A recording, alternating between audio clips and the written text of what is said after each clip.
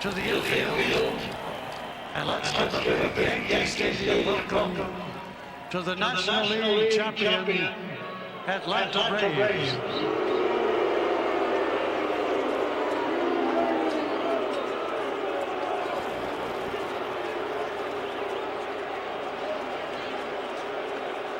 The manager, number 6, Bobby Cox.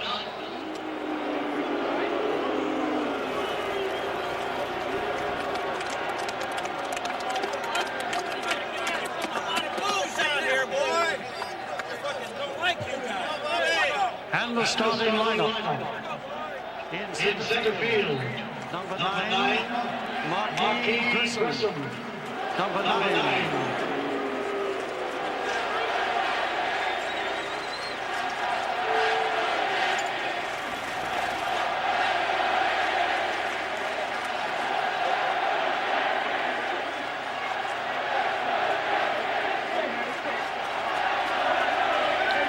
At second base, number 20, Mark Lemke.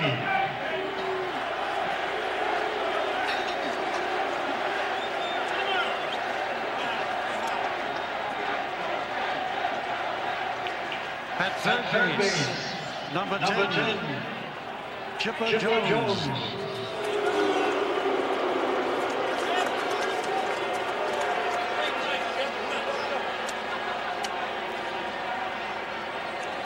At first base, number 27, Fred McGriff.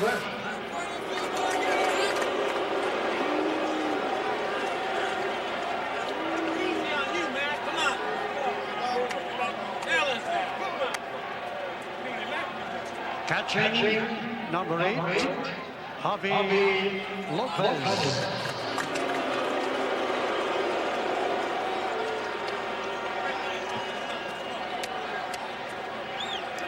In right field, number 24, Jermaine Dye.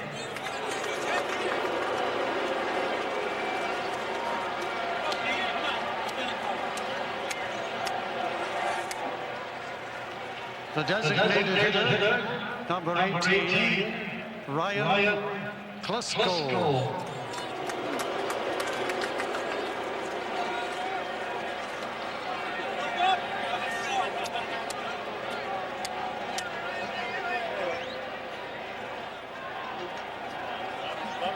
In left field, number 25, Andrew Jones.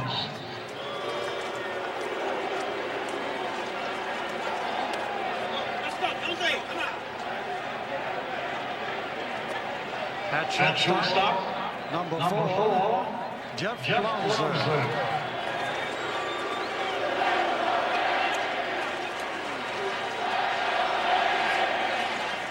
And in the bullpen, number 29, John Schmaltz. Number 29.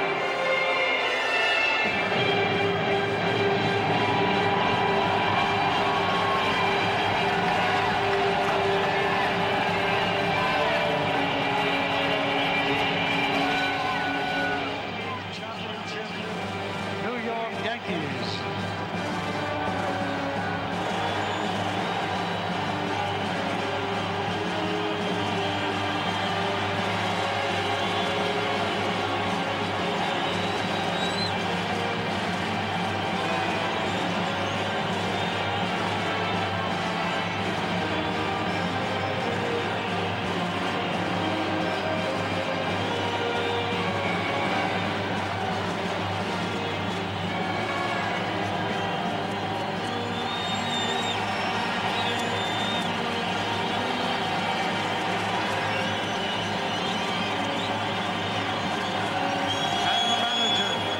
Number 6, Joe Torre.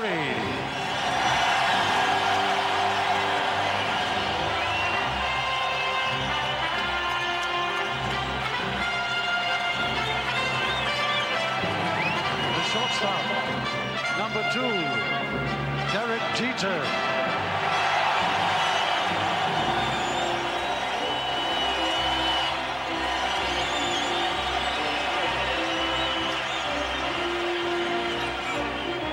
At third base, number 12, Wade Boggs. Number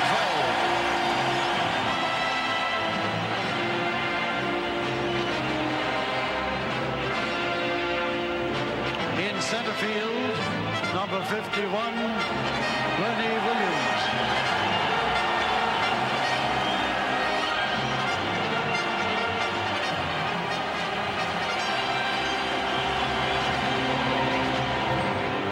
Base, number 24, Tino Martinez.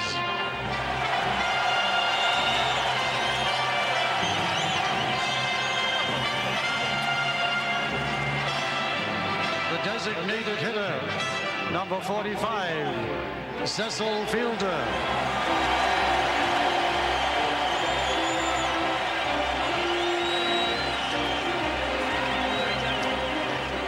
In left field, number 39, Darryl Strawberry.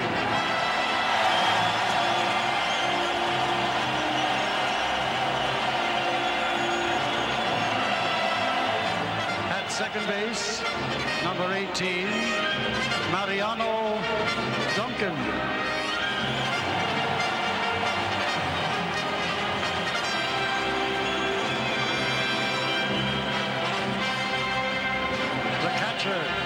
Number 13, Jim Leyritz.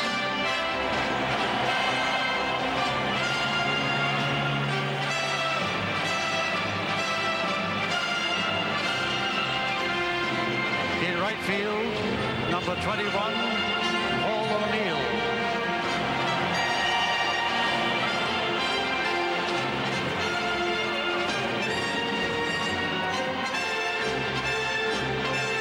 And in the bullpen, the pitcher, number 46, Andy Pettitte.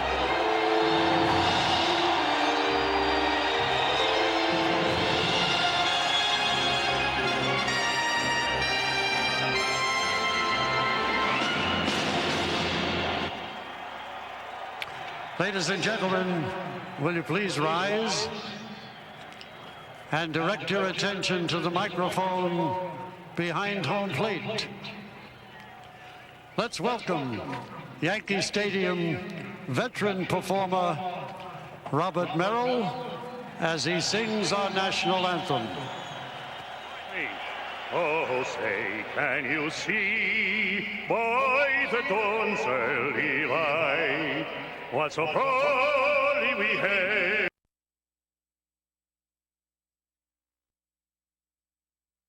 Whose broad stripes and bright stars through the perilous fight o'er the ramparts we watched was so blossomy streaming, and the rocket's red glare, the bombs bursting, gave proof through the night that our flag was still there.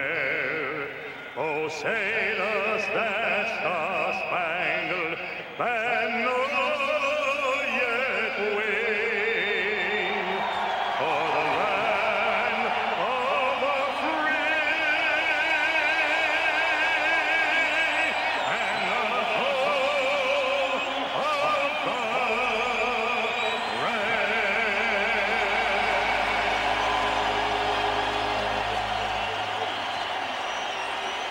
The roar says it all.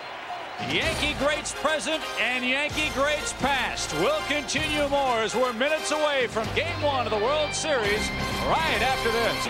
Welcome back to Yankee Stadium here in the Bronx, my friends. It's Goosebumps time. Let's again send it upstairs to public address announcer Bob Shepard as he welcomes a Yankee great to the ball game. Ladies and gentlemen, to begin the 1996 World Series here at Yankee Stadium, we are honored to have with us the greatest living ball player who brought the Yankees to 10 World Series.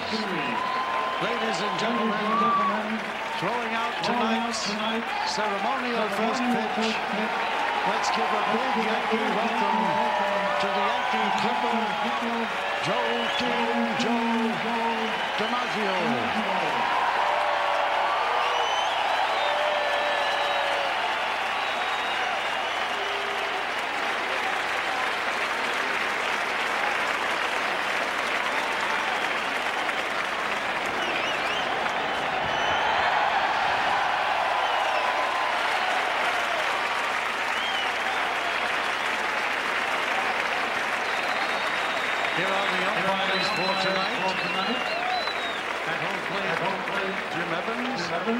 At first base, Terry. I guess that's the way to get it started. Have the Yankee Clipper throw out the first pitch. They look like they're ready here in the Bronx. We hope you're ready. I'm Joe Buck, along with my partners Bob Brenly and Tim McCarver. The 92nd World Series, our first here on Fox. Happy to have you with us, and Tim McCarver, for this 96 Yankees team, and in particular Joe Torre, his first ever World Series. What a ride it's been in 1996. Well, Joe, I think what Joe Torre did, he introduced a different way to score runs to a franchise traditionally known as the Bronx Bombers. He hit and ran a lot. He was more aggressive on the base paths. They needed power, however, in the middle of the season. They realized that need for power, so they went out and signed Darryl Strawberry. They signed Cecil Fielder, traded for him. And the way that the Atlanta pitchers pitched to these two power hitters could well determine the outcome of the series. Let's see, for instance, how John Smoltz will go up the ladder with these two lethal low ball hitters. Chest-high fastballs, and once Smoltz gets past these two guys, he's got to contend with the other power hitter, Bernie Williams. That drawing, of course, from Tim McCarver's blue period that we just showed. Right. All right, let's talk about the pitching matchup overall. You talk about Smoltz, you talk about Pettitte. Let's look at this series and the way it starts out with Andy Pettitte on the mound for the Yankees, and Smoltz, old reliable, on the mound for Atlanta, 8-1 in postseason starts. Well, if indeed the way to get these Bronx Bombers out is to go up the ladder, Bobby Cox made a good choice in John Smoltz for game one. This guy goes up the ladder like a fireman, as opposed to Maddox and Glavine, who rely on movement and keeping the ball down low in the zone, getting a lot of ground balls. Smoltz is a fly ball strikeout pitcher. Andy Pettitte, on the other hand, the Yankee starter, a little more crafty. He relies on a cut fastball. His personal catcher, Jim Layward, said one thing to look for early in the game. If you see a lot of check swings, a lot of broken bats by right-handed hitters early in the game, that means he's got his good one going. Here we go. Game number one of the 1996 World Series. The Braves are back to defend their title. They're here in New York. First pitch coming up after this from your local Fox station. Is game number one of the 1996 World Series. We get ready to roll. The Yankees are on the field, and a look at the Boston Market starting lineup. First for the Braves, Marquise Grissom will lead it off. Then it's Mark Lemke batting second at second, with Chipper Jones hitting third. Fred McGriff cleaning up at first base. Javi Lopez, the NLCS MVP. Then it's Jermaine Dye in right, Andrew Jones in left, Ryan Klesko DHing, hitting eighth, and playing short batting ninth is Jeff Blauser, the shortstop. A look at the Yankees defense with Derek Jeter, the rookie, at short. That defense playing behind the left-hander. 21 game winner, 24-year-old, it's Andy Pettitte. Andy Pettitte, a four-pitch pitcher. We talked about his cut fastball right at the top. That was without a doubt his best pitch. Makes him very effective against right-handed hitters. He also throws an occasional curve, a good hard slider, and a change-up down in the zone. Bob, with that cut fastball into right-handed batters, the two guys that come into play, the left side of the infield, Derek Jeter at shortstop and Wade Boggs at third base. Boggs was sure hands, but he does not have a lot of range. Here's Wade. He's had a tough time at the plate. Never has he had a tough time in the field. He can still pick it over at third base. And this Yankee defense is ready to go. For the Atlanta Braves, coming back into the World Series to defend their title against Joe Torre's New York Yankees, his first trip ever to the World Series. Talking to Tim McCarver the other day, said, now finally I have something to talk about with you guys. I know what you went through in the World Series. And he is here for the first time, and what an ovation he got during the starting lineups. Just sent chills down your spine. Deafening. Here's Marquise Grissom leading it off for Atlanta with Lemke and Jones to follow. And pitch number one of the 1996 World Series. Ball one. You'll see Leyritz move in underneath the hands of the right-handed hitters. That usually indicates that Pettitte's going to throw that cut fastball inside. Here he goes again. 2-0.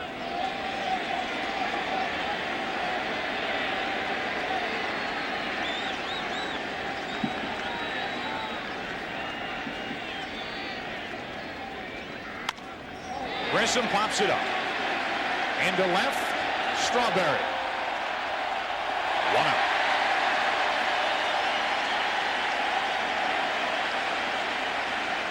So a good start for Pettit. He falls behind 2-0, but he does himself and the Yankees a favor by keeping Grissom off base. And the batter now is Mark Lemke. It's cold. We're playing baseball. That must mean it's probably October, and that means that Mark Lemke is ready to go. He was a close second in the NLCS for MVP. And what he did in this postseason, helping the Atlanta Braves get to the World Series, is nothing short of remarkable yet again for little Mark Lemke. Grew up a Yankee fan. 1 ball, 1 strike.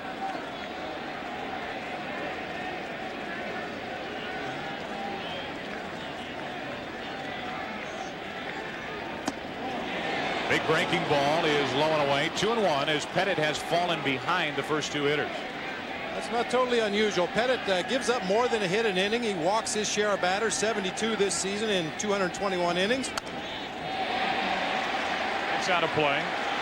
You may be wondering why Jim Leyritz is the catcher in the opening game of the 1996 series. That's because Andy Pettit is 25-9 with Leyritz catching, and 8-8 with other catchers. Yankee Stadium crowd wants a strikeout. Instead, Lemke pops it up. In foul territory, Jeter out of room, and that will keep Lemke at the plate. Much like the situation that the Braves have when Greg Maddux is on the mound and throwing to Eddie Perez, although he threw to Javi Lopez in the NLCS and pitched a very good ball game, but Pettit just feels more comfortable throwing to Leyritz. They work very well together. As you see, a great effort here by Derek Jeter to go up in the friendly fans in the box seats there. I don't know if Jeff Blauser would have such luck going up into those stands. They're friendly when a guy in white comes over to visit. They look friendly, don't they? 2 balls, 2 strikes on Lemke. Leyritz, plenty of room. 2 out.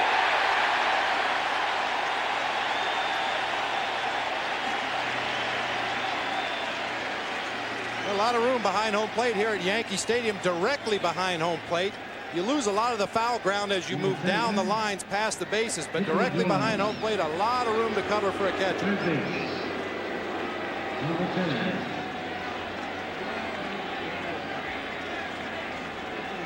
Here's Chipper Jones hitting 3rd in this Atlanta lineup. Batting right-handed, has more power from the other side of the plate, and again Pettit deals ball 1. Speaking of the other side of the plate, Andy Pettit has not tried the other side of the plate yet. He has started off inside to all the right-handed batters. There it is again. And again it's 2-0.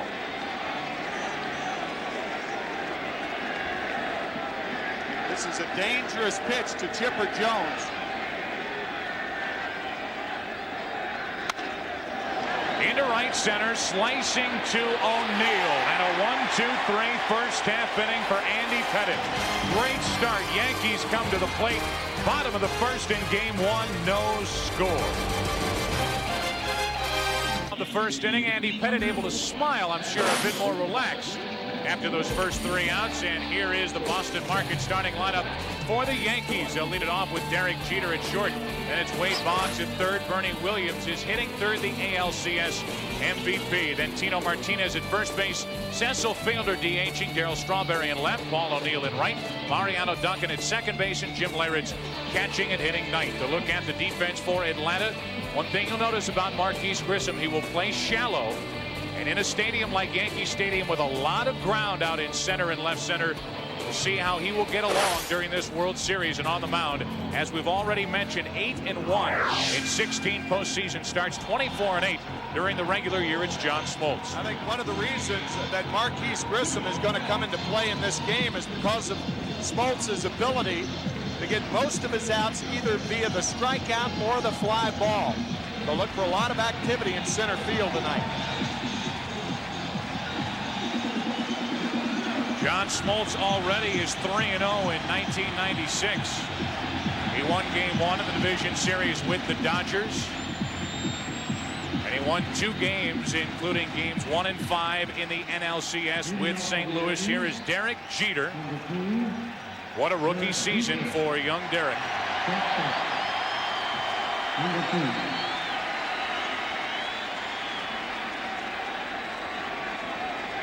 .314 during the regular season. And he looks at a ball. One thing that we've talked about off air a little bit, it's going to be interesting to watch these Braves pitchers, and maybe not necessarily with John Smoltz, but other Atlanta hurlers when an American League umpire is behind the plate. Jeter pops it up to the right side for Lemke. He struggles on pop-ups, but able to catch up to it, one away. Well, Joe, the reason for that is that, generally speaking, most American League umpires are not as liberal giving the outside corner that the Atlanta pitchers need to be successful. Greg Maddux will go tomorrow night. Fortunately for the Braves, they will have a National League umpire behind the plate, Terry Tata. Here is Wade Boggs, only 3 out of 20 in the American League. It's Jim Evans, Terry Tata, Tim Welke, and Steve Ripley on the bases. Larry Young down the left field line, and Jerry Davis down the right field line. To the left side, Blauser. 2 up, 2 down. So 2 away here in the first inning, and Boggs now 3 out of 28. This postseason, the batter will be Bernie Williams.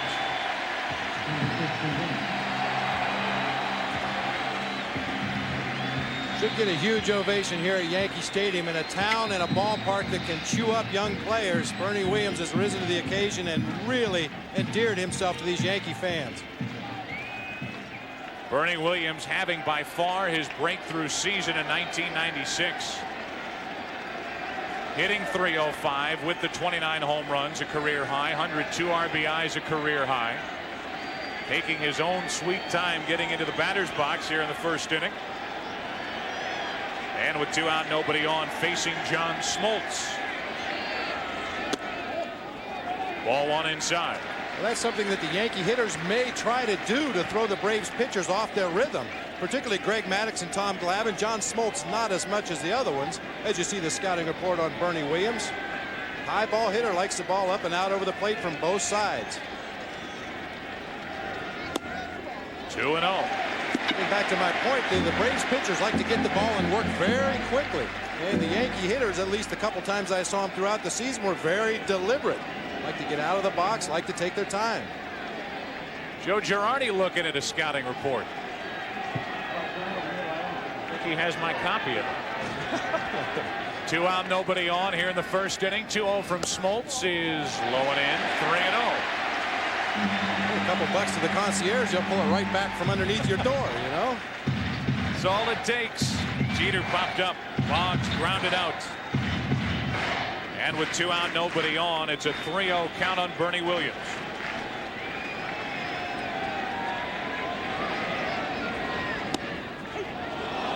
The old automatic on 3-0. It's 3-1.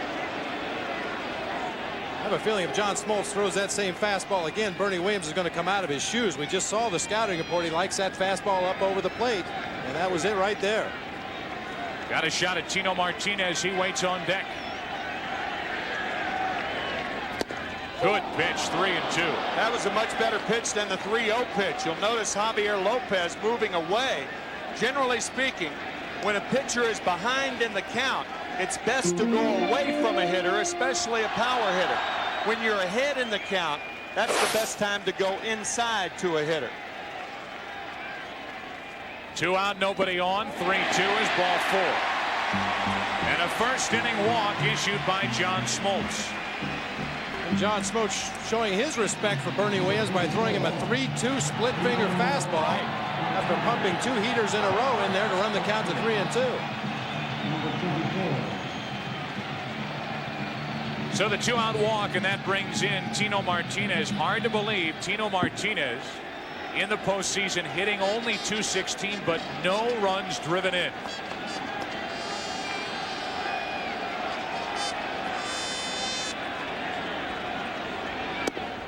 Strike 1. Our Fox box, top left-hand corner of your screen, the red dot at first base indicating Bernie Williams. Held on by McGriff. 2 out, no score, and an 0-1 count on Tino Martinez. Good pitch. Strike 2. Was that the splitter again? Yep. Most of the time, you folks at home can't tell what pitch it is, especially from John Smoltz. If it goes down like that, it's a splitter.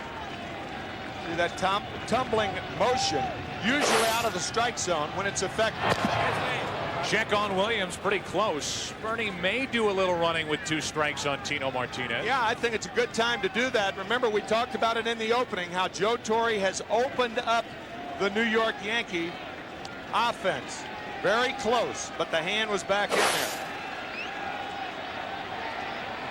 Williams, a career-high 17 steals during the regular year, not running on ball 1 inside to Tino Martinez. You know, in Tino Martinez's defense, no RBI so far. Hitting behind Bernie Williams, there usually isn't a lot left out there to drive in when he gets done, the way he's been hitting the ball in the postseason. Hitting the ball and hitting the ball over the wall. 5 postseason home runs. That was close again. May have hit Williams. I think it's a good thing for Bernie Williams that Fred McGriff put a glove on that ball. Williams diving back in. I think it went under him. He may have prevented the error. Maybe Fred McGriff didn't put a glove on the ball. Yeah, I'm with you. I don't think McGriff touched it. I think that ball kind of nestled under the body of Bernie Williams and rolled out the other side. So he's still at first with 2 out. 1-2 to Martinez, now 2-2.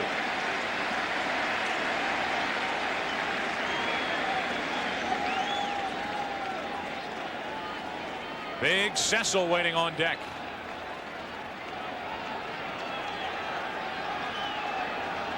John Smoltz trying to get around a first inning walk.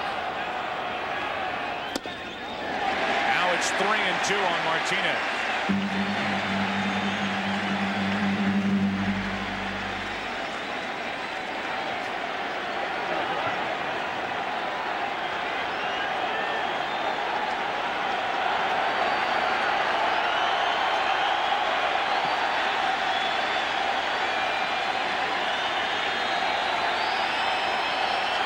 Runner goes, ball 4. Back-to-back walks to the Yankees in the first.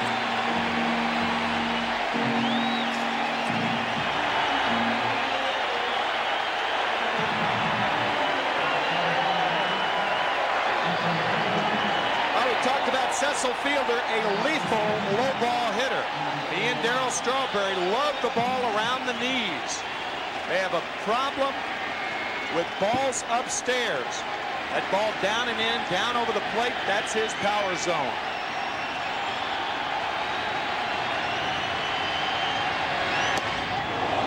Had a tough time catching up. Strike 1. Cecil's also a very good mistake-breaking ball hitter. If you try to throw a slider and leave it over the fat part of the plate, that's a ball he can hit a long way.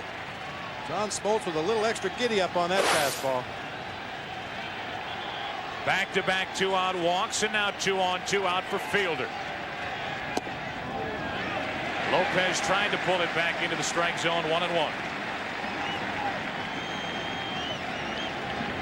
Inning started harmlessly for John Smoltz, a pop-up, a ground out.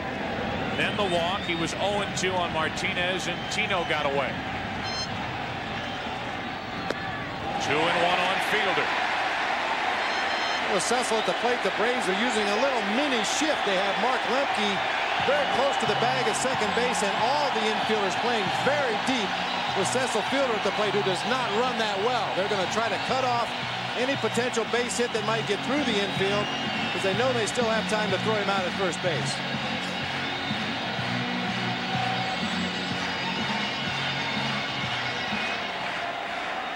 A 2-ball, 1-strike count on Fielder.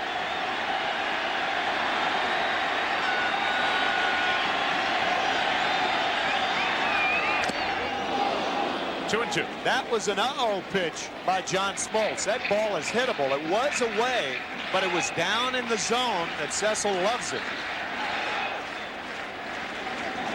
Usually when you see that foul ball go straight back like that, that means the hitter was right on the pitch. So now 2-on-2 out, and a 2-2 count on Fielder.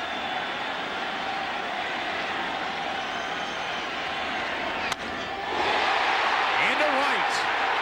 Jermaine Dye back to get it off the end of the bat to end the inning. Couple of walks, 2 men left, and after 1 in Game 1, Yankee Stadium, no score. It was interesting how John Smoltz stayed away from Cecil Fielder. All with fastballs until the last pitch. The slider away off the end of the bat.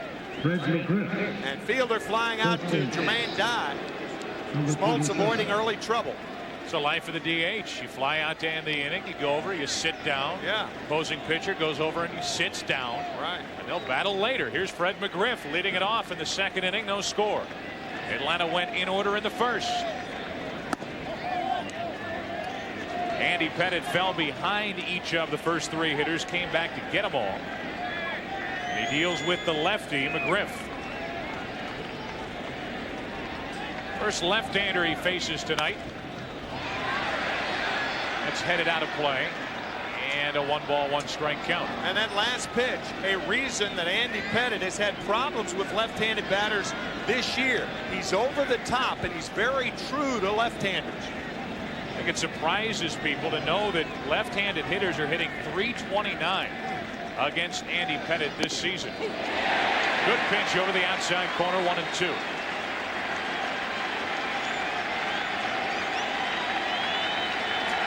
Sweeping breaking ball here from Andy Pettitte. Leyritz set up just off the corner. Got it. 1 away here in the Atlanta 2nd.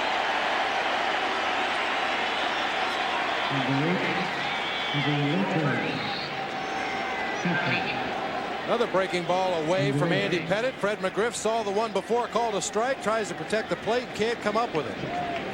Even though Pettitte has given up a high average to left-handed hitters, only 1 of the home runs that he's given up this year out of the 23 were given up to a left-handed hitter. Here's Javier Lopez, the NLCS MVP. Like to buy a vowel, please. Javier Lopez hit .542 during the NLCS. During the postseason, .484. For the regular year, as you see, .282 with 23 home runs.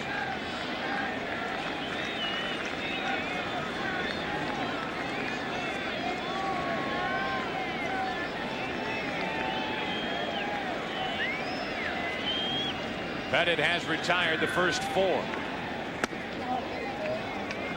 1-1 on Lopez.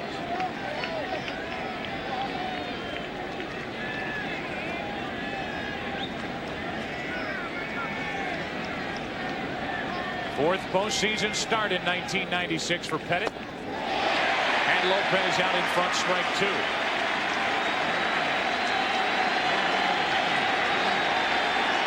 Mel Stottlemyre, the pitching coach for the Yankees.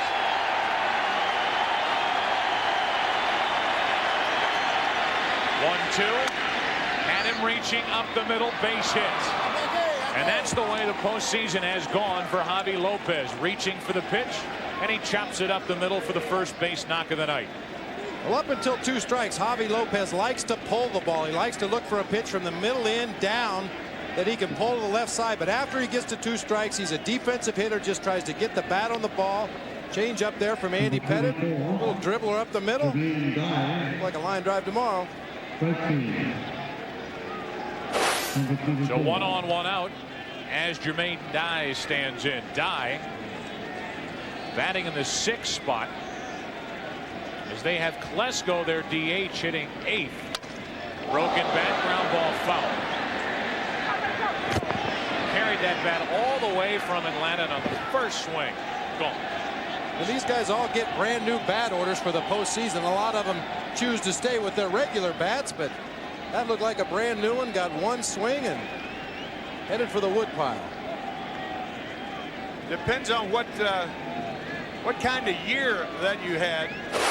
That usually determines whether you use that bat or not. If you had a good year, you're going to stick with your gamer. If you had a bad year, you're going to use your World Series issue. 1 on, 1 out here in the 2nd inning for Atlanta.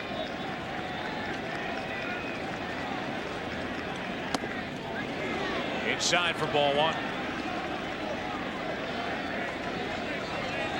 Jermaine Dye, one of 2 rookies starting for the Atlanta Braves tonight. Andrew Jones, who hits behind Dye, only 19 years old. Dye is just 22. 1 on, 1 out, and a 2-ball, 1-strike count from Pettitte. Andy Pettitte wearing out that inside corner to right-handed batters. Pretty good hit and run situation right here. Pettitte, like Smoltz, throws a lot of fly balls. He's not a ground ball pitcher. Time to put Lopez in motion. Not running on 2-1. Now it's 3-1.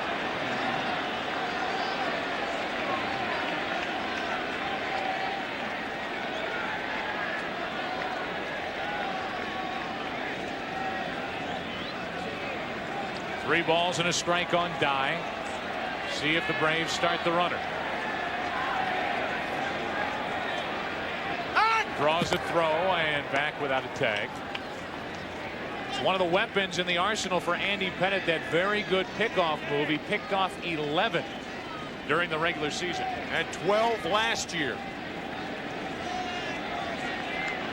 Only 2 this season, however, after the All-Star break. 1 on, 1 out, runner not going, and a full count now on Dye. The reason for that, Joe, is they stopped running against you. 9 pickoffs before the All-Star break, 2 after. The guys, when they got to first base, they simply didn't run. You may see Lopez take off here, but you've got to make sure Pettitte pitches. It's up to the hitter to put the ball in play.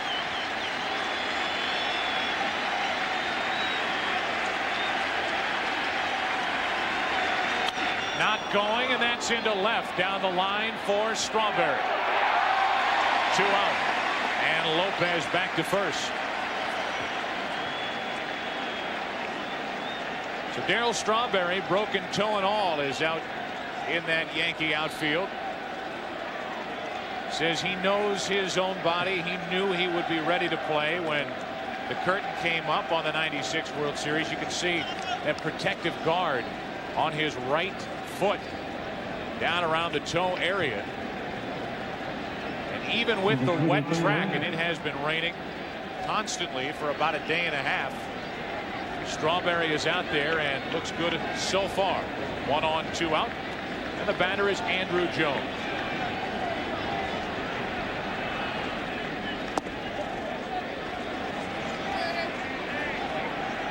Bobby Cox will tell you he didn't think twice to put Andrew Jones in his lineup, despite the fact that he's only 19 years old.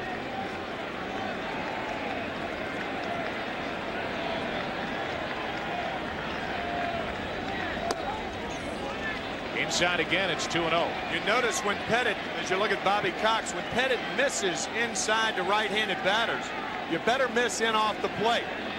If you let that fastball stay on the inside part of the plate, that's long ball territory.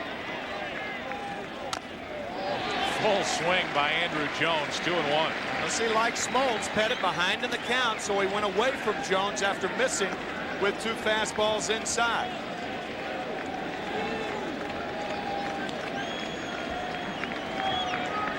A 1-out hit here in the inning by Javi Lopez, and now with 2 out, a 2-ball, 1-strike count on Andrew Jones.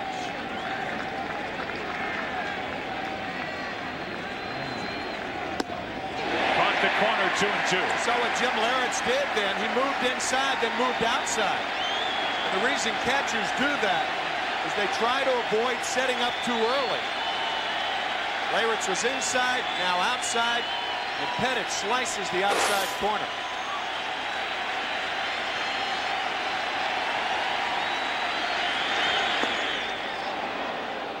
Full count now, and the runner Lopez will take off on this next pitch. Well, there's a scouting report on Andy Pettitte. Good downward movement on his sinking fastball that we haven't seen a lot of today. Point number 2, uses the cutter to righties. That is the important pitch for Andy Pettitte. Check on Lopez as Tino Martinez came in late. Seeing if Lopez would leave too soon. He will be running on a 3-2 count.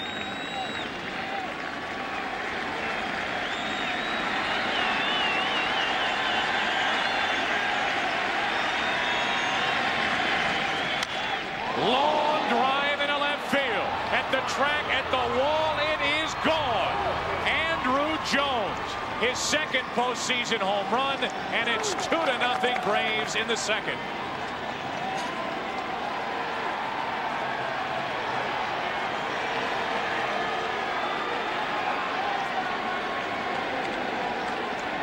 His second in a row.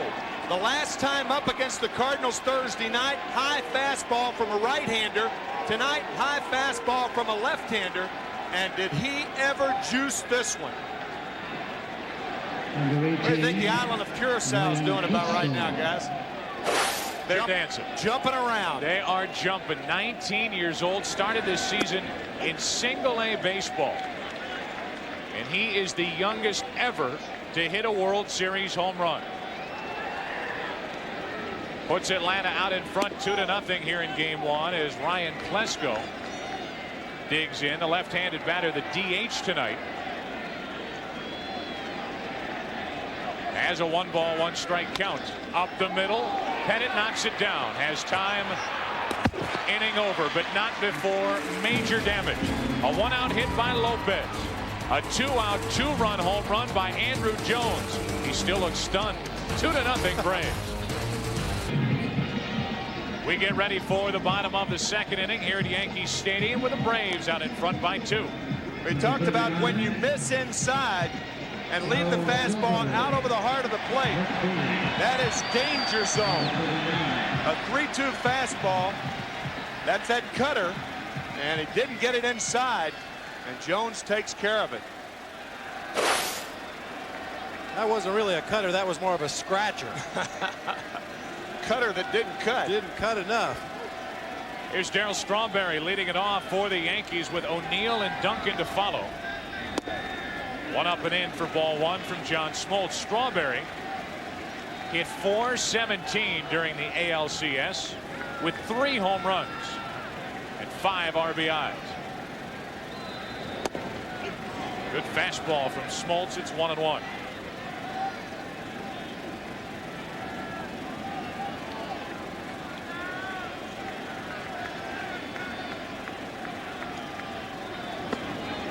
Bottom fell out of that pitch, strike 2. Well, after throwing 2 high, hard fastballs to Darryl Strawberry, he comes back with that split finger that looks like a good low strike where Darryl likes it. And then, as you said, the bottom falls out.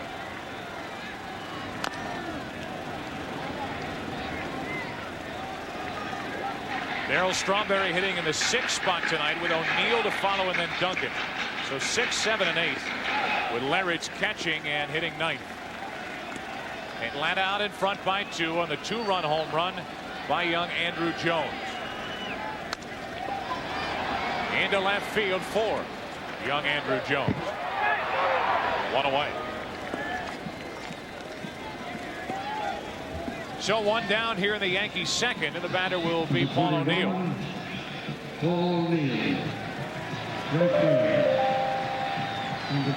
Paul O'Neill has been bothered by a bad left hamstring. Joe Torre telling us it's really nothing that's going to get better until the postseason is over and O'Neill has a chance to rest his legs for about a month. And O'Neill only 3 out of 11 in the American League Championship Series. Up and in, ball 1. That's even more of a reason why the wet grounds here at Yankee Stadium, or the possibility of wet grounds, were a factor. The Yankees with a couple outfielders banged up, including Paul O'Neill, and that wet turf was really going to be tough on those injuries. 1 out, nobody on, and O'Neill looks at ball 2.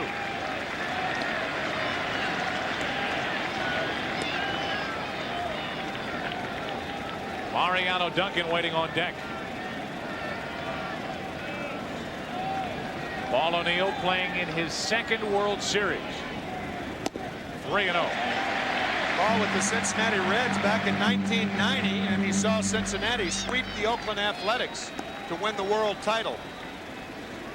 During that World Series was only 1 out of 12.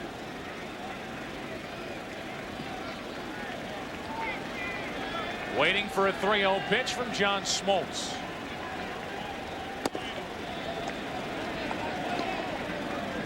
Three balls and a strike with 1 out, nobody on in the second.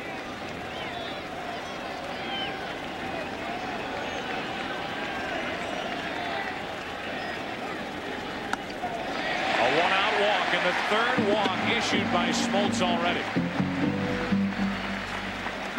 John Smoltz walked only 55 during the regular season. And he issues a one-out walk to O'Neill here in the second after walking both Williams and Martinez back-to-back in the first.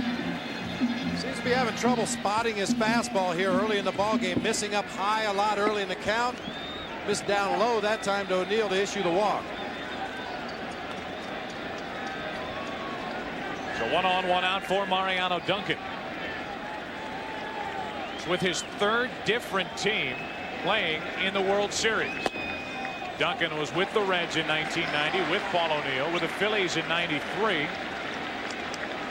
And here he is with the Yankees after a great regular season, hitting .340. And .406 in this ballpark.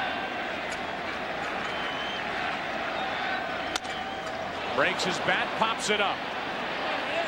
Lemke gives it a look, foul ball, and he's there for the second out of the inning. So this Yankee Stadium crowd, which during the pregame introductions was going crazy, has yet to really have a reason to put their hands together so far tonight. Well, certainly not on this broken bat from Mariano Duncan. A good fastball low and away. Hits it right off the very end of the bat.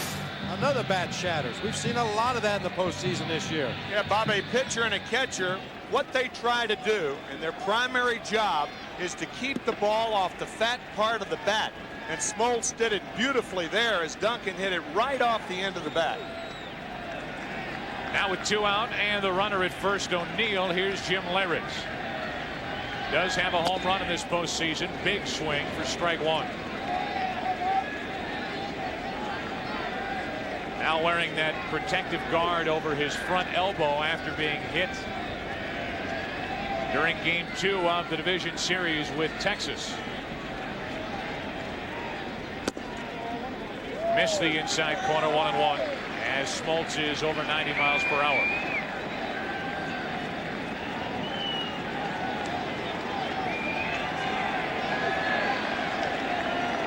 Braves out in front 2-0, second inning. And a 2-1 count on Leyritz.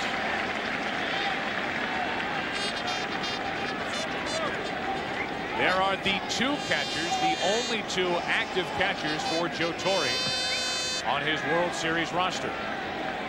Joe Girardi on your left and Leyritz at the plate. 3-1. We asked Joe before the game who would be his third catcher in case of an emergency, and Joe said Luis Sojo, I think. Crowd jumps back into it with a 3-1 count on Leyritz. Back to the bases on balls for John Smoltz. He walked 2 in the first. He's right back to it. He's walked 2 here in the second. The Yankee hitter showing great patience against John Smoltz. Joe Torre said that was going to be one of the keys to the entire series, to make the Braves starting pitchers work deep in the count and hope that they made mistakes. Here's Derek Jeter, popped up his first time during the postseason, hitting .405. Derek Jeter apt to go the other way. They are giving Jeter the left field line. 2 on, 2 out, and ball 1 to Jeter. Especially the way Smoltz is working right-handed batters. He's been away from everybody. Does not like to come inside. So the outfield cooperating with John's pitch selection. This will be the 40th pitch of the night coming up from Smoltz. 2-0.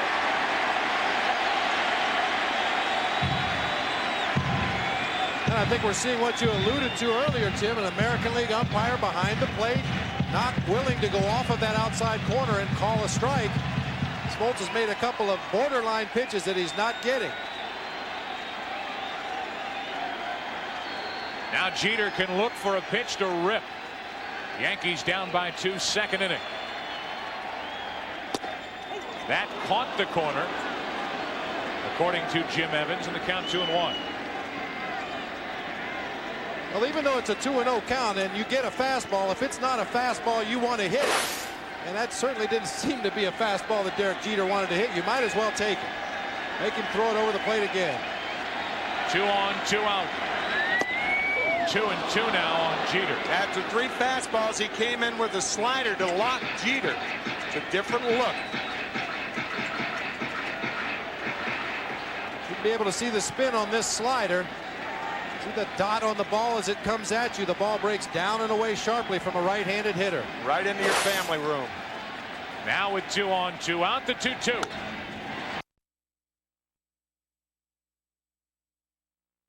So we played 2 here at Yankee Stadium. 2-0 Braves. We'll be back right after this from your local Fox station. Played 2 here at Yankee Stadium. The Braves out in front, and the home run by Andrew Jones. And I would imagine they'll be talking a lot tonight if Smoltz is going to walk 2 an inning. Well, it's very uncharacteristic, John Smoltz. You see Leo Mazzoni whispering, so nobody knows what's going on in there. But possibly he spotted something in that delivery, a very minor thing that hopefully they can correct. At least hopefully for the Braves they can correct between innings.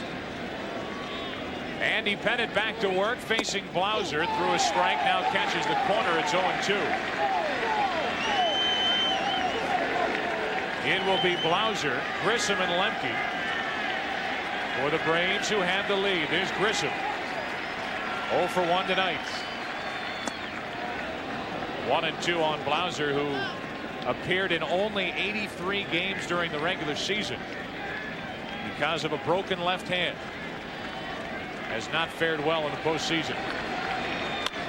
Down the line, it's fair and trouble. Blauser is thinking double. Strawberry digs it out. Very good play.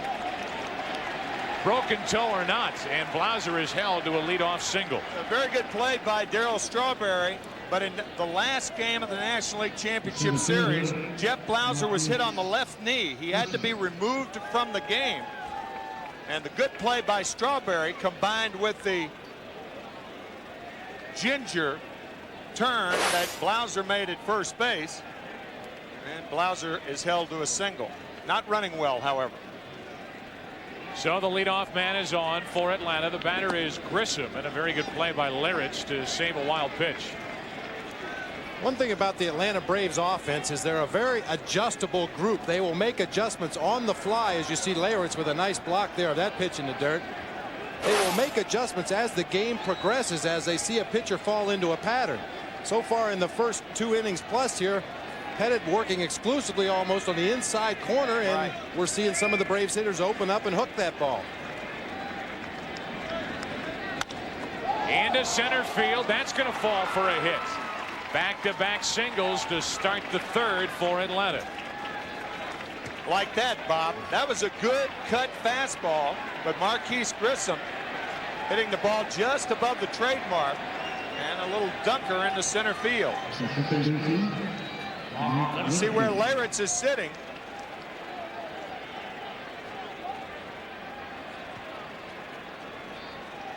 They appear to be looking for that ball inside, however.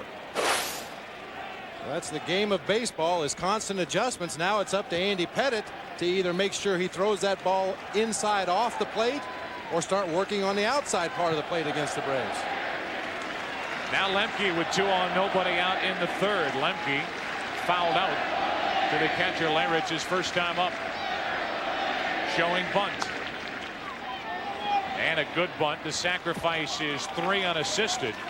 And the runners up to 2nd and 3rd with 1 out in the 3rd. That's an idea of the confidence that Bobby Cox has in Fred McGriff against the left-hander. We'll see whether Joe Torre elects to pitch to Chipper Jones. This ball looked like it wanted to go foul, and then it just hugs the grass. Pino Martinez made the right play. That's usually the determining factor for an infielder, is if the ball stays on the grass, it's probably going to remain fair. If it gets on the edge, it's probably going to go foul. 2nd and 3rd, 1 out, Chipper Jones. And a good pitch over the inside corner from Pettitte.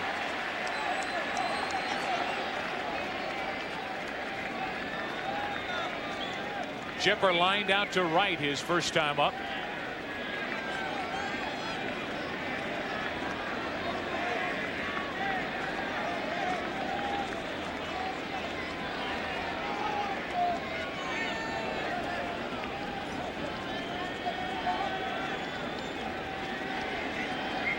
Runners on at second and third. Back-to-back singles to start the inning by Blauser and Grissom. Stays high, 1-1. And the Yankees playing in at third, second, and first, but shortstop Derek Jeter playing at standard depth. They're going to try to cut that run down at home plate if it's hit to any of those three playing in. Jeter playing deep to give himself some range to keep the second run from scoring on a base hit. That's to the right side and out of play for strike two.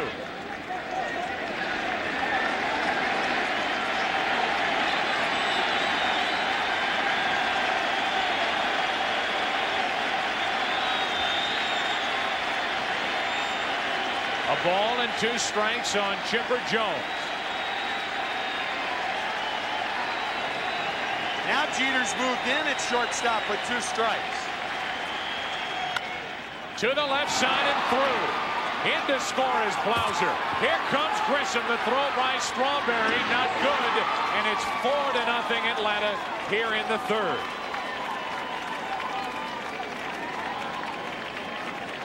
So Derek Jeter, who was playing back, as Bob said, up to 2 strikes, moved in with 2 strikes. It is doubtful that he gets to this ball to prevent a single. If he were back, probably would have been a base hit, but he could have knocked it down if he were back and prevented Grissom from scoring. I think definitely from where he was positioned up until 2 strikes, he would have been able to at least get a glove on that ball and keep it in the infield. So it's a single for 2 RBIs off the bat of Jones. He takes second on the throw, stealing third. The throw by Leyritz not in time. Chipper Jones steals third, and he's at third with only 1 out.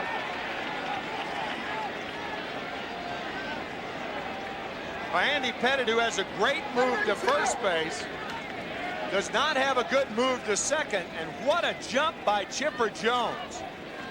Jim Leyritz with no chance. In there easily. That's usually a good time to attempt a stolen base, is after you've had some action on the field. A base hit, 2 runners score, a lot of excitement, a lot of things happening, and sometimes the pitcher gets so focused on throwing that next pitch that you can catch him by surprise, and that's exactly what Chipper Jones did. Add to the chaos.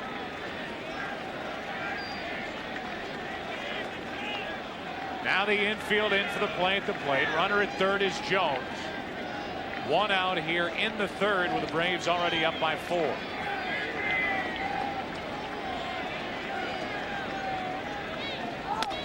Base hit left field, McGriff, and it's 5-0 Atlanta, as they have scored 3 times here in the third.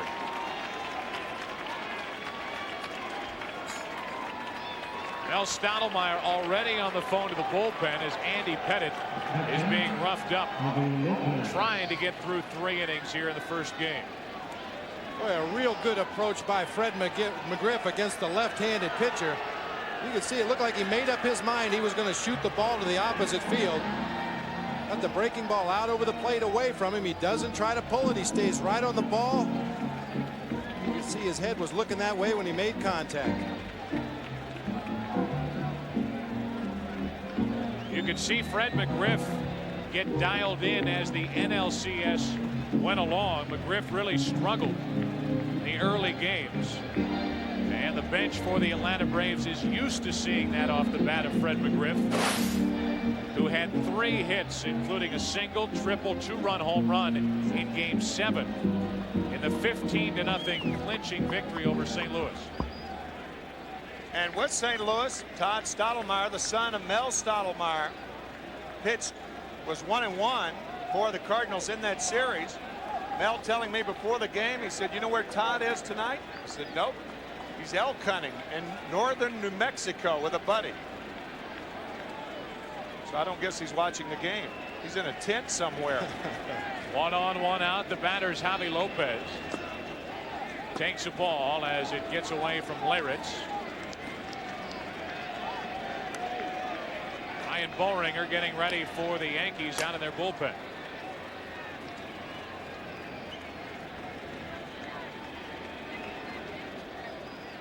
Not the kind of start the Yankees or Pettitte had in mind here in Game 1.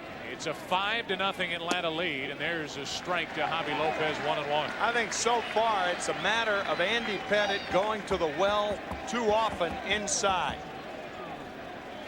He hit on another inside fastball. This is the second time through the lineup for the Braves, and as Bob said, they're starting to zero in. The ball Chipper Jones hit to left field was a ball down and in.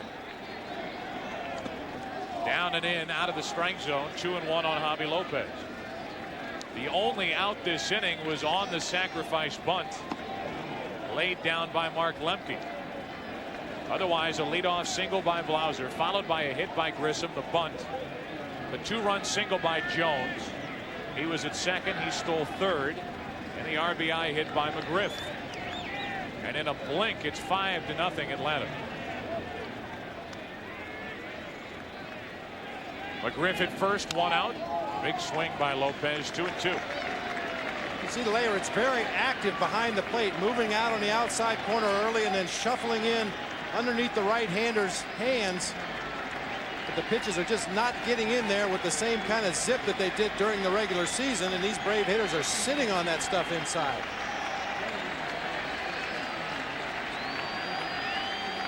It's like they're going back inside again. 2-2 pitch. Full count.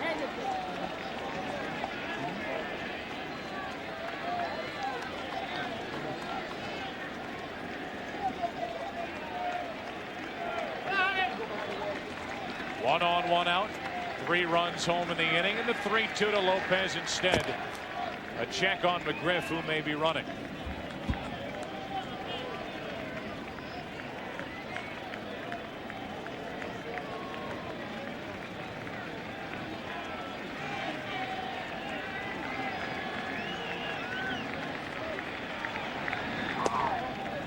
That misses for ball 4, and now add a walk to the day's work for Andy Pettitte, his first of the night.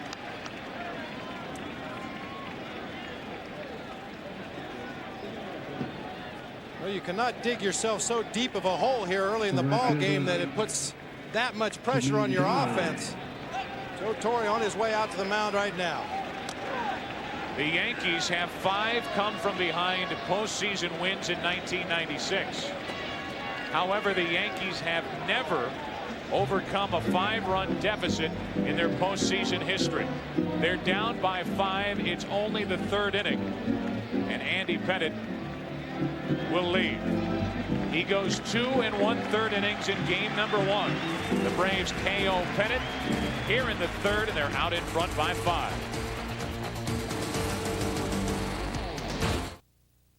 This is about how you sell, about how one company has the keys you need to open new doors for your business.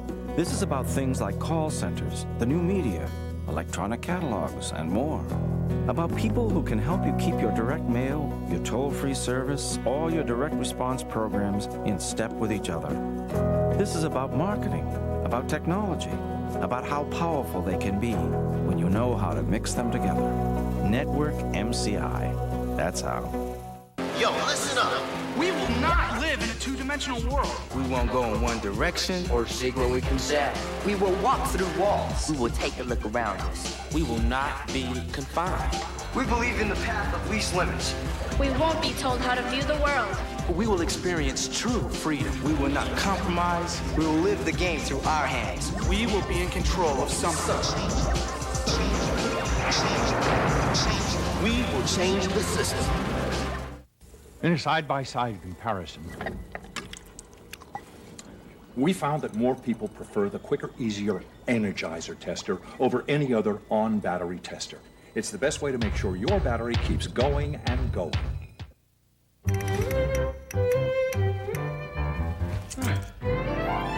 Like finding things? Then find 2 extra Pop-Tarts in the new 8-pack from Kellogg's. From now on, 8 Kellogg's Pop-Tarts for the price of 6. Isn't it great finding things? Major League Baseball presents the Ultimate Series Souvenir, the official 1996 World Series video. All the drama of the 1996 World Series, plus exclusive interviews are showcased in this remarkable video. To order the 96 World Series video for $19.95 plus $4.95 shipping, Use your credit card and call 1-800-787-6227. 1-800-787-6227. A message from Major League Baseball. Well, Andy Pettitte is KO'd here in the third inning, goes 2 1/3, allowing 5 runs on 6 hits. A walk and a strikeout and a home run. And it's just one of those take a deep breath nights and look ahead, root for your teammates. Ryan Boehringer into the game with 2 on, 1 out, 3 runs home in the inning, and a 5-0 Atlanta lead. Boehringer did not pitch in the ALCS. He did pick up a victory in the division series. Done a very good job out of the bullpen for Joe Torre after failing a couple times as a starter early in the season. Now it's 2-0. The Yankees were 1-2 in his 3 starts during the regular season.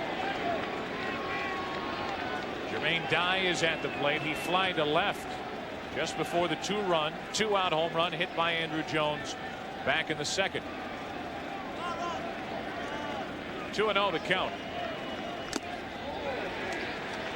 Decent fastball, strike 1. Looks like some of the momentum of the offense for the Atlanta Braves is carried over here to Yankee Stadium. They beat the Cardinals 15-0 on Thursday night, and 3 days earlier in Game 5 to stay alive, they won 14-0. 2-1 the count. Now 2-2.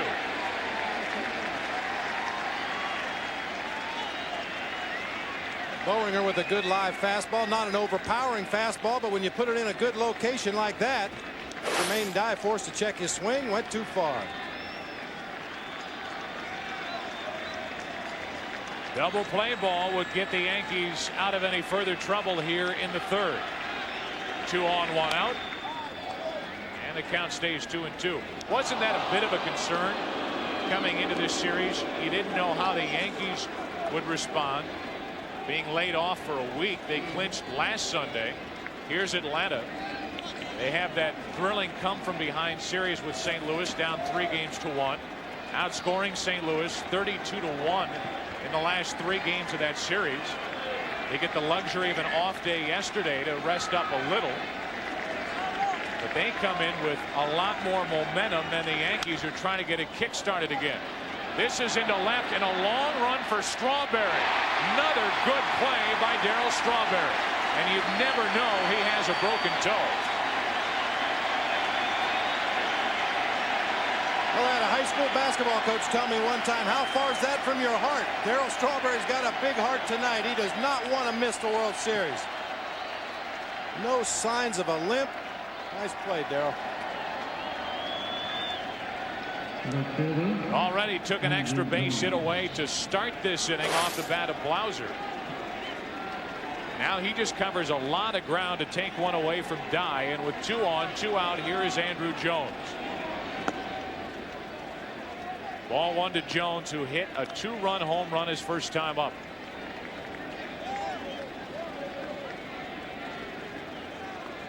Did not appear at the plate during the division series with the Dodgers. Finished strong in the NLCS against St. Louis, 1-1. Last time up in the second inning, 1 on, 2 out. Look at this swing. Rather full. A lot of leverage right there. Now 2 on, 2 out, 1-1 pitch. Strike 2 from Boehringer. Prior to that home run by Jones, the youngest player to hit a home run in the World Series, Mickey Mantle, when he was 20 back in 1952. Boehringer trying to keep this just a 3-run inning. Gets under it, down the left field line, and out of play.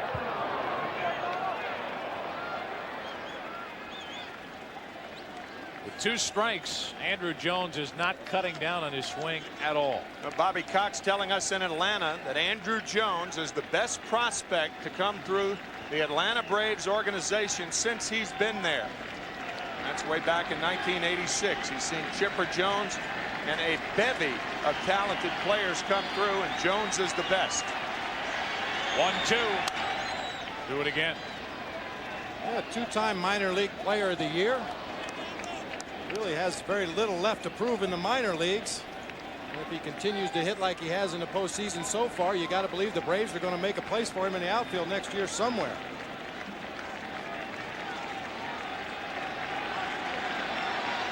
One and two the count. 2-2. You talk about missing with a fastball. Jim Leyritz sitting inside off the plate, and Boehringer throwing it outside off the plate. Leyritz with a good play, prevent a wild pitch. Now the 2-2 to Jones. Full count, and the runners will go. Klesko waits on deck, and now Klesko will deal with a right-handed pitcher in his next at bat. Whether it's here in the third or next inning, depending on this 3-2 pitch. Into left field, well hit, Strawberry back at the wall, another home run for Andruw Jones. A 2-run homer, a 3-run homer, and all of a sudden it's 8-0 Atlanta here in the third.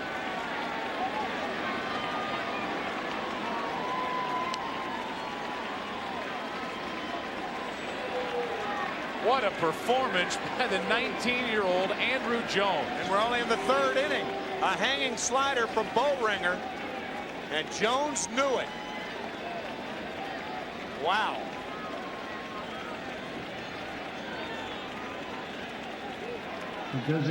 Both home runs on a 3-2 delivery. The first one from Pettit, this one from Boehringer. And now Ryan Klesko looks at a strike. 8-0 Atlanta here in the third. Andruw Jones' biggest test now is to see if he can get through that dugout without smiling too much.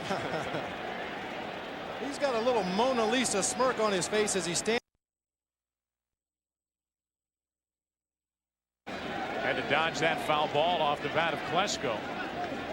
That's unbelievable. You know, we talked with Bobby Cox before the game, and I said, you concerned at all starting a 22-year-old in right field, a 19-year-old in left field? He looked at me like I was nuts. He said maybe it was somebody else's rookies, not mine. And you can see why. Interesting you bring up the Mona Lisa. He has put a couple of Da Vinci swings the last 2 times up. There's that Mona Lisa smile. 2 balls, 2 strikes, and now a full count on Klesko. So game 1 of the 1996 World Series for the Yankees so far has been a nightmare. Pettit 2 1/3 innings, and now Boehringer giving up the inherited runners +1.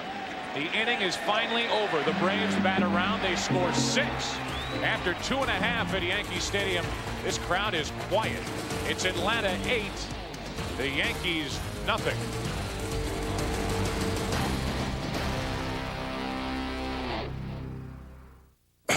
Shoo, vermin. I am 5th Avenue.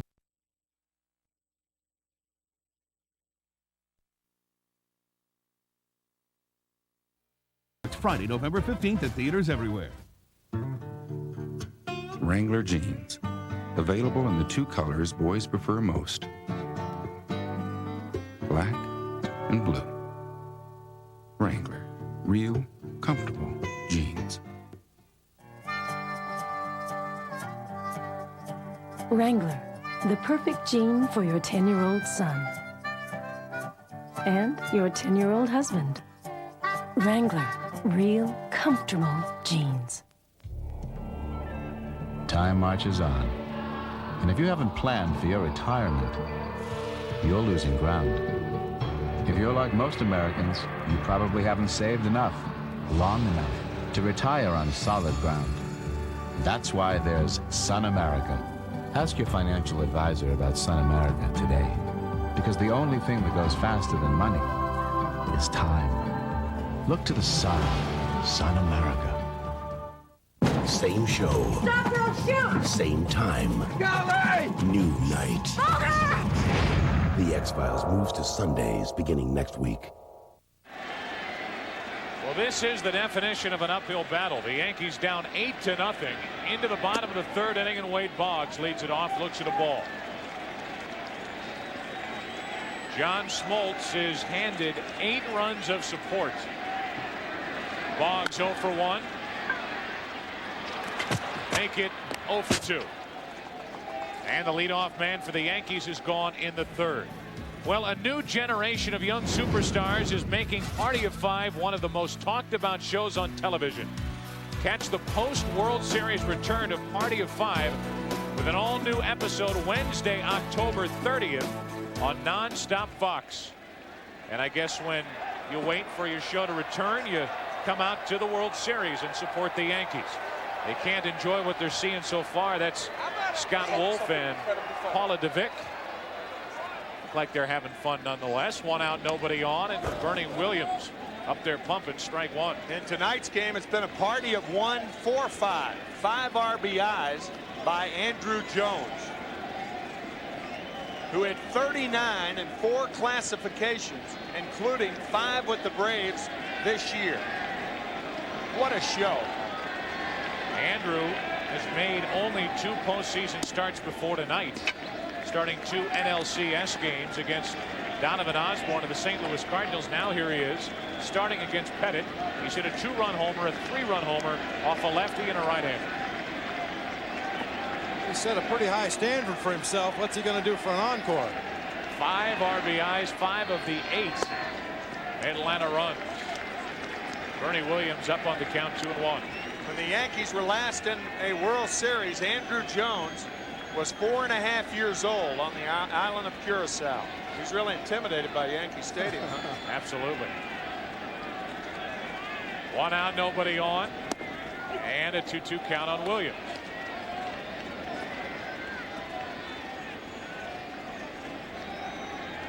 Tino Martinez waiting on deck.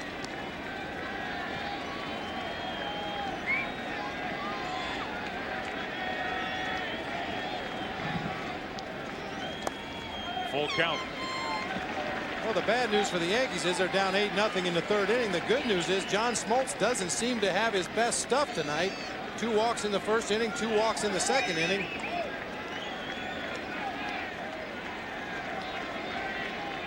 It's 3-2 on Bernie Williams.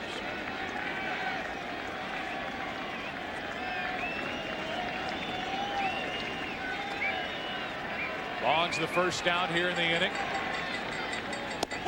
Struck him out over the outside corner, 2 down. And there is a case where Smoltz does get the corner, and he rings up his first of the night.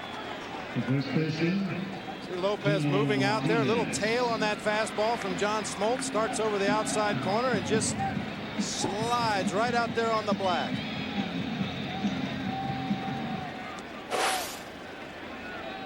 Bad news for the Yankees is, as John Smoltz struggled early, this 8-0 lead has allowed him to settle into this game and try to find a rhythm. He's now retired 3 in a row, and that last 3-2 pitch to Bernie Williams was by far his best of the night. He's 1-0 on Tino Martinez. Good fastball, 1-1. 8 runs. With an 8-run lead, that will get most pitchers right, but particularly a guy as talented as John Smoltz. 1-2. In Smoltz's last start, which was game 5 of the NLCS, he had a 5-0 lead before he ever threw a pitch. And the Braves went on to a 14-0 win in game 5.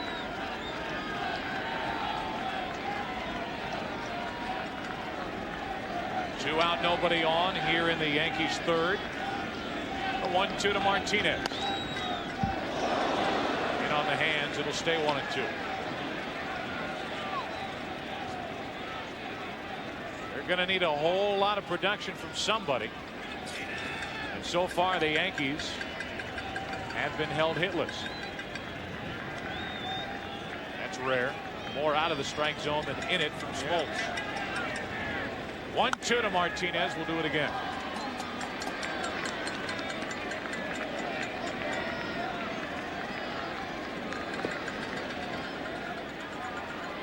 So the Yankees wait a week. We thought we'd get this World Series underway last night. Heavy rain pushed back till tonight. And John Smoltz is on. Struggled the first 2 innings, has his first perfect frame, and after 3, the crowd still silent, 8-0 in Atlanta. On Saturdays, your customers can receive 2-day packages from FedEx. Cost? An extra $10. On Saturdays, your customers can receive 2 to 3 day priority mail packages from the U.S. Postal Service. Cost? $3, and there's no extra charge. On Saturdays, your customers cannot receive 2-day packages from UPS. Sorry. So, what's your priority? Priority mail from the U.S. Postal Service. Face it, no other razor shaves closer or with more comfort than Gillette Sensor XL. Soft microfins that protect your skin and individually spring-mounted twin blades that shave or leaves your face smoother after. Gillette Sensor XL. And try new Gillette Aftershave, a splash that moisturizes as it refreshes. Boston Market, the place that made hot hand-carved Boston Carver sandwiches famous, proudly announces the new $4 Chicken Carver Combo.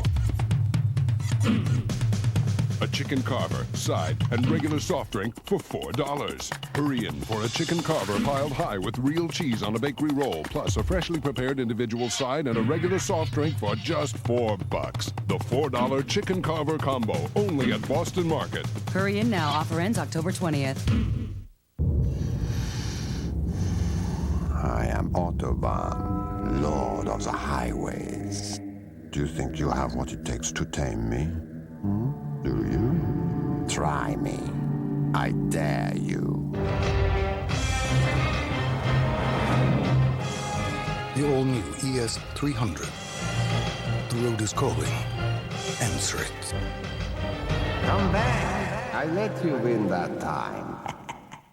If you don't know Ned Dorsey, you should. You're in high spirits tonight. Well, yeah, gonna have me some sex. Ned and Stacy premiere soon on Fox. Ryan Bollringer is sent to work the 4th inning with the world champion Atlanta Braves off to a good start. The 1996 World Series out in front by 8. And Jeff Blauser, who led off that 6-run 3rd inning with a hit, is ready to lead off in the 4th. Bollringer brings it, ball 1 up and in.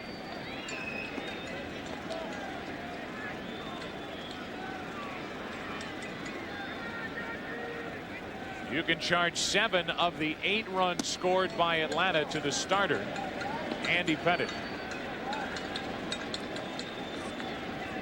One of the runs tonight belongs to Bollringer, who gave up the 2-out, 3-run home run to Andruw Jones. That's into center. For Bernie Williams, 1 away, and the leadoff man is gone. Well, today would have been the 65th birthday of legendary Mickey Mantle. Played for the Yankees from 1951 to 1968. Appeared in 12 World Series. Hit 536 home runs in his great career. 18 home runs in World Series play, the most ever. Gave you a shot at Monument Park. Monument dedicated to Mickey Mantle this year. Imagine the smile it would have brought to his face seeing the Yankees get back to the World Series for the first time since 1981. And on that monument out there to Mickey Mantle, it says a great teammate, which I think is the highest compliment you can play a ball player. Strike 2 on Grisham. Well, he was a teammate of Bobby Cox's his last year. Bobby Cox was a 3rd baseman for the New York Yankees. Matter of fact, he roomed with Bobby Mercer. Bobby, the great outfielder, now a Yankee broadcaster. Bobby Mercer took his job the next year in 1969. But Bobby Cox, a teammate of Mickey Mantle and a very close friend of Mantle's. 2-2 pitch to Grisham, full count. You know, the resume that Bobby Cox is compiling now is phenomenal. Scary. What he's been able to do as manager of the Atlanta Braves and what he did before that as the general manager for Atlanta. Grissom pops it up. Foul territory, and the count will stay full 3-2.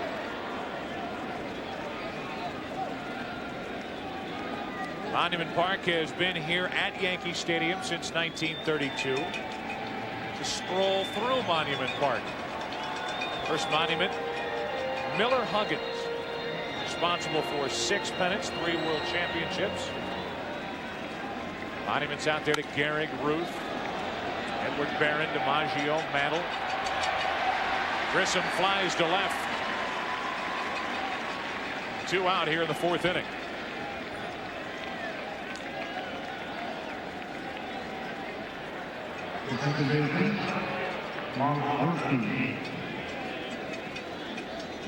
One of the plaques out there is for Whitey Ford. When you look at his career and his numbers and his World Series experiences, the tradition that just knocks you over the head when you walk into this ballpark. Ballpark that first saw baseball in 1923. The lease is up in 2002, and there's some question as to what the future of baseball in the Bronx and baseball in Yankee Stadium will be. It is hard to imagine Major League Baseball without Yankee Stadium. 2 out, nobody on here in the 4th inning for Lemke. 0-2 the count.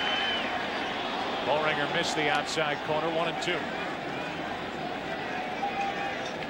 Talk about the parking problems here in the Bronx and around Yankee Stadium. You would be hard pressed to find any ballpark in baseball that had more access from rapid transit system than Yankee Stadium. It's one surefire way to get in and out of this ballpark. Rapid transit system, and other than rapid transit systems, the Major Deegan. That's the highway that runs by Yankee Stadium. 1-2 on Lemke, and that's down the left field line. Slicing into the corner for a foul ball. Had an opportunity during the division series. The Yankees were playing the Texas Rangers to take the subway back to Manhattan, the number 4 train. 4 train, yes, sir. But they're in a hurry.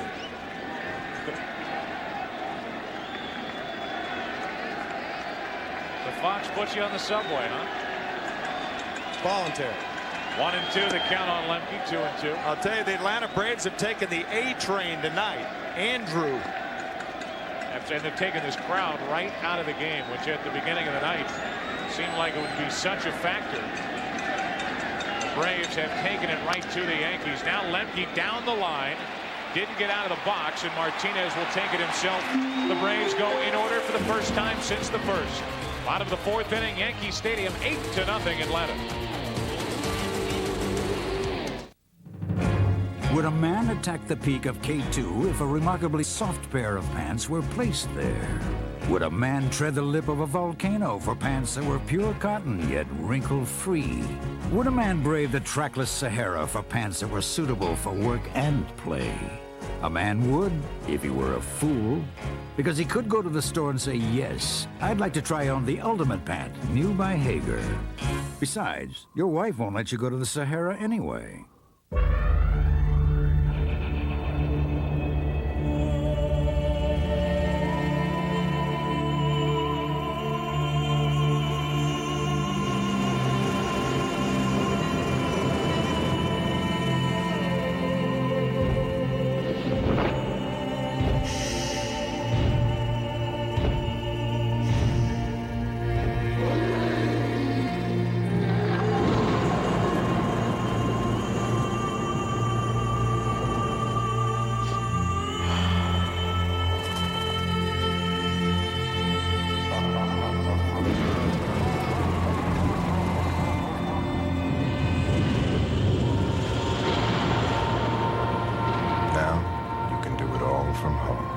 The world's #1 selling home computer with Intel Pentium processor.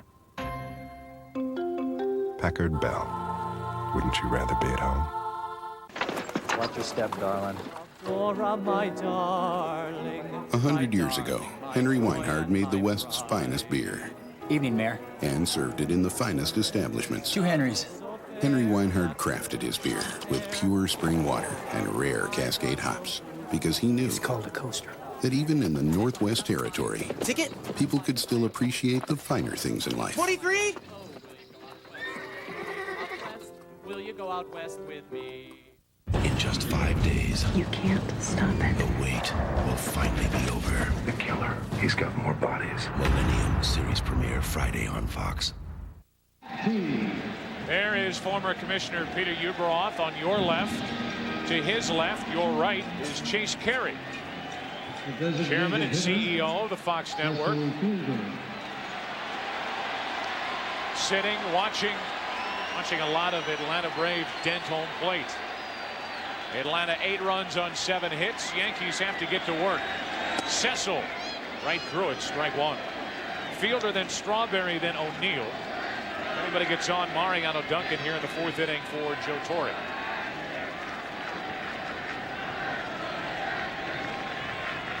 Cecil flied to right off the end of the bat his first time, and now in the hole 0-2. Well, Smoltz has a couple different ways he can go now. We talked about up the ladder in the pregame show, a good high fastball here, or that split finger down in the dirt, try to get Cecil to chase it. Another thing we've seen from Smoltz in this postseason is him drop down and pitch sidearm. Over the top, right down the middle, see you later. And the 3rd strikeout in a row for John Smoltz. That'll bring in Darryl Strawberry, talking about his unselfish play and the unselfish play of his teammates. Nobody over here really wants to be a hero. We don't need heroes. We just do it together, and whoever wins the game that night wins it for us. Nobody tries to stand out and be a hero over here. Everybody pulls for each other. You know, a lot of times you hear athletes say that. That's a bunch of bull. But when you look at this Yankee team, when Strawberry has been on the bench, or Fielder has been on the bench, or Wade Boggs has taken a backseat to Charlie Hayes, you have not heard a lot of complaining. That's out of play off the bat of Strawberry for strike 2. Well, this ball club, this Yankee club, so unlike the great Yankee teams 1977, 78, the 81 team. The Yankees beat the Dodgers in 77, 78. They lost to the Dodgers in 1981. Totally different makeup of that club. 0-2 on Strawberry. Just missed the inside corner. As Smoltz is looking for his 4th strikeout in a row. There's Charlie Hayes, a late addition to this team. A guy who found himself in the Yankee lineup with Wade Boggs on the bench. 2-2 on Strawberry.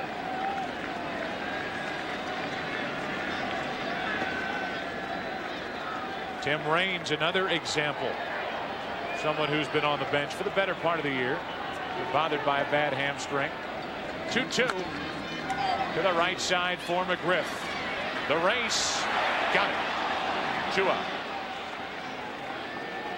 McGriff a bit relieved now. He laid back, and Strawberry, with his bad toe and all, nearly beat McGriff to the base, but 2 out.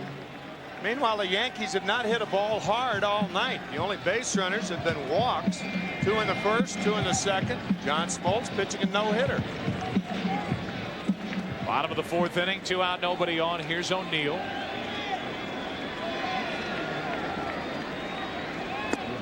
There's ball 1.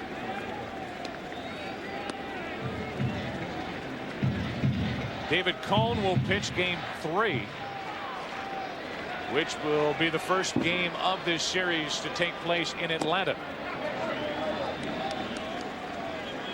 We'll all head back to Atlanta after game 2 tomorrow night, which will match Greg Maddux for Atlanta against Jimmy Key for the Yankees. Because of that rainout last night, Bobby Cox able to bring back Maddux in game 2.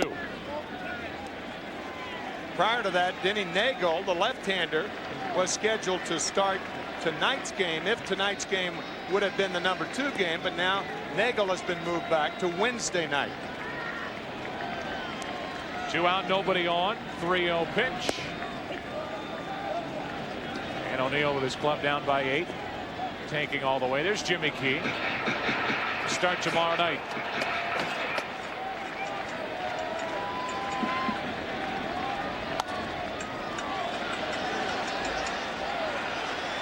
That'll get out of play for a full count. That's an idea, Joe, of how hard John Smoltz throws. When an accomplished hitter like Paul O'Neill, who batted over 300 this year, is looking for a fastball, gets a fastball, and still fouls it off the other way. It's an indication of how tough John Smoltz is. Even when you get a predictable fastball, you're late on it. Into center field, carrying to Grissom, and Smoltz has retired 7 in a row. We are through 4 at Yankee Stadium, Game 1, 8-0 Atlanta. So it was your brother who referred you to American Express Financial Advisors. Planning is a concept that we pioneered about 20 years ago. We're managing about $130 billion in assets. We got a long time till retirement. I'd take a more aggressive position. When things change, we'll make some adjustments. We've got 2 million clients, so you won't be alone here. Whatever you plan to do, American Express helps you do more.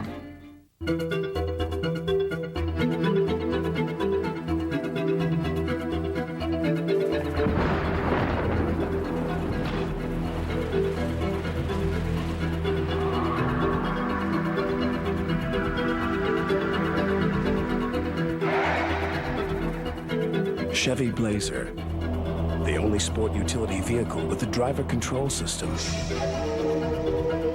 It's nice to know it's there. Dear, I want to talk to you about our retirement. Oh, I have so many plans. We can't. We can't what? Retire. We can't retire. You might even think about taking a second job. Yeah. Remember how we used to talk about putting some money aside? Yes. Well, we never did. How did that happen? Who knows? Listen, you like to get outside, don't you? Cut the grass. Lots of yards in this neighborhood. I see income potential here. Don't let this happen to you. Plan with Alliance today. You, your financial advisor, and Alliance Capital, one of the largest investment managers in the world. Testing dugout jackets. No entities without yellow credentials beyond appointment. Commence autograph sequence. Retina scan positive. Ripken, Cal. We need to know how it holds up to everyday use. How many days did you have in mind? Activate starter dugout jacket in 3, 2, 1. Starter Sportswear. No one's closer to the game. If you've committed a crime, the party's over. America's Most Wanted is back, and we're more determined than ever to put you where you belong. America fights back. We are through 4 innings here in Game 1 of the 1996 World Series, and it's all Atlanta so far. Third baseman. Chipper Jones will lead it off. He knocked home 2 back in that 6-run 3rd inning. Later scored a run, and he's up there pumping, batting left-handed for the first time tonight. Strike 1. Well, the big job for Boehringer right now is to just try to put some zeros on the board. Trailing 8-0, realistically, your chances aren't that great, but you got to try to save as much of that bullpen as you can. 1 ball, 1 strike. You know, Joe Torre doesn't have to go through 4 or 5 pitchers in the first ball game of a series when he knows how valuable that bullpen is going to be. A bullpen which so far in the postseason has 5 of the 7 wins by the Yankees. Bullpen is 5-1. The starters 2-1 and 3 decisions. 2-2 on Chipper Jones. That bullpen ERA 1.56. Jeff Nelson a big part of that. Well, there's no secret that Joe Torre likes to break the game down. 6-2-1. Get 6 innings out of your starter with the lead. Go to Mariano Rivera for 2. John Wetland to finish it out for 1. Obviously, those plans are going to change somewhat this evening. You can forget those plans right now. Yankee starter Andy Pettitte already gone. 3-2 pitch into left. Well hit. Sending Strawberry back. 1 out. And Chipper Jones used all of left field for the first out here in the 5th. Nice play by Darryl Strawberry, drifting back. And with that broken right big toe, he has played a fine defensive left field so far in this game. Good thing he's got a long wingspan. Yeah. Like he misjudged it just a little bit at the end, but able to recover. So Chipper now 1 for 3, and with 1 out, nobody on, the batter's McGriff. McGriff stuck the bat out and drove a hit to left his last time up. Off the left-hander Pettit. Now gets to face the right-hander Boehringer. 1-1. Last 3+ games, including this game, the Atlanta Braves have just been dominating, outscoring their opponents 40-1. 40 runs, 53 hits, hitting over 400. Man. McGriff couldn't hold up in the count 1-2.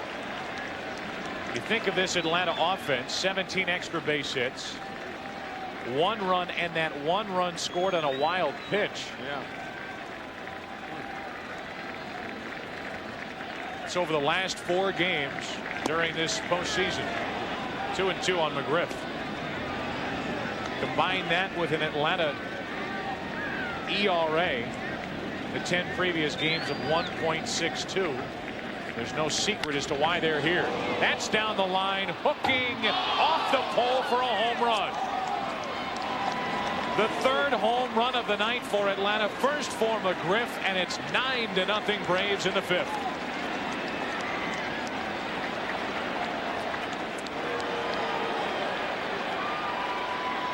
And that home run off the bat of McGriff carried its own sound effect as it clangs off the fair pole down the right field line, and the fans throw it back. What a P by McGriff.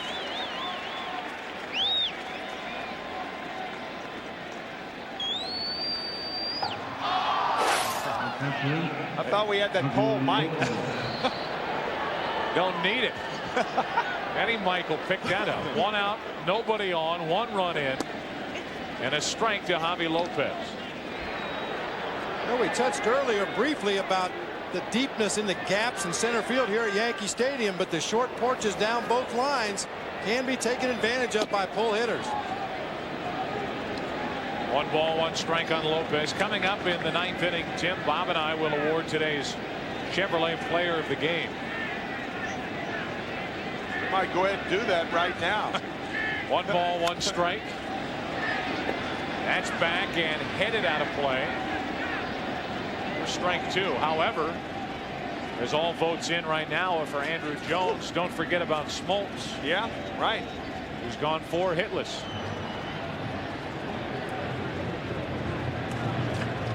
There's that man. Hitting 7th in the Atlanta lineup tonight. That's what they used to say about Stan Musial across town in Ebbets Field. Musial with a 400 lifetime average there.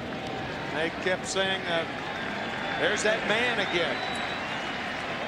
Boehringer blows Lopez away. 2 out here in the 5th inning. Hey, don't forget tomorrow night the defending world champion Atlanta Braves will battle baseball's most storied franchise, the New York Yankees. It's game 2 of the 1996 World Series tomorrow night. Tune in to Fox at 7 o'clock Eastern to get all the action. Jermaine Dye, and that's strike 1. What does our schedule of games look like for the World Series? Well, game 1 tonight, obviously. Game 2 is tomorrow night, Monday night at 7 o'clock. Then game 3, 4, and 5 the next 3 days in Atlanta. There is no travel day at the start of this series because of the rain out tonight. Then the off day, and then back to New York for game 6 and 7 next weekend.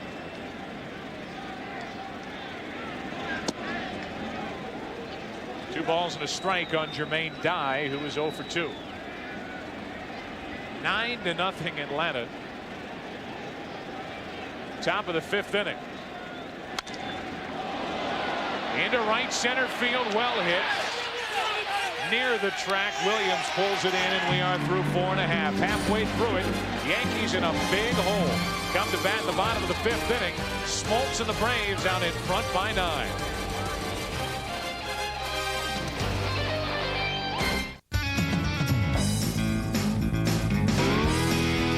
genuine Chevrolet.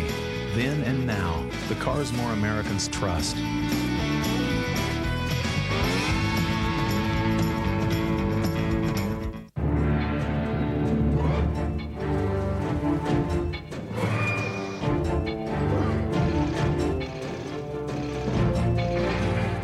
The cars more Americans trust.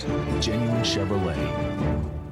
I have now been off the Nicotrol patch for exactly 1 month. Using the Nicotrol patch, there was only the one dosage, and that made it very simple to use. You didn't have to worry about different phases and different steps that you had to go through. New Nicotrol, a whole new and simple way to help you quit. Only Nicotrol has a 6-week program, not 10 weeks like the other patch or 12 weeks like the gum. I didn't stop, I've quit.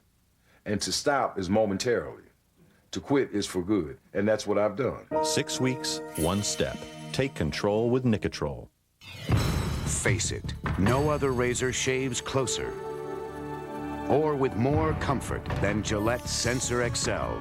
Soft microfins that protect your skin and individually spring-mounted twin blades that adjust to your face. No razor feels more comfortable during your shave or leaves your face smoother after. Gillette Sensor XL. And try new Gillette Shave Gel. Now, the best gel takes care of your skin, too. Thomas Hayden Church from Ned and Stacy. You're watching the World Series on Fox.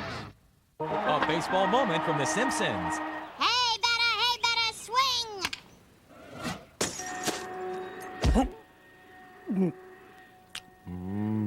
Hortide. Fox Sports coverage of Major League Baseball's World Series is brought to you by Philips Magnavox. Philips Magnavox is about to change the way we see and hear forever. By Advil, advanced medicine for pain. By the U.S. Army, be a part of the toughest, smartest army in the world. Be all you can be. And by Regal by Buick, the fine line between sport and sedan. Halfway through it here at Yankee Stadium, game number 1 of the 1996 World Series, 9-0. Tim McCarver, Bob Brenly, Joe Buck. The Atlanta Braves have come rolling right into this series after that 7-game long series with St. Louis.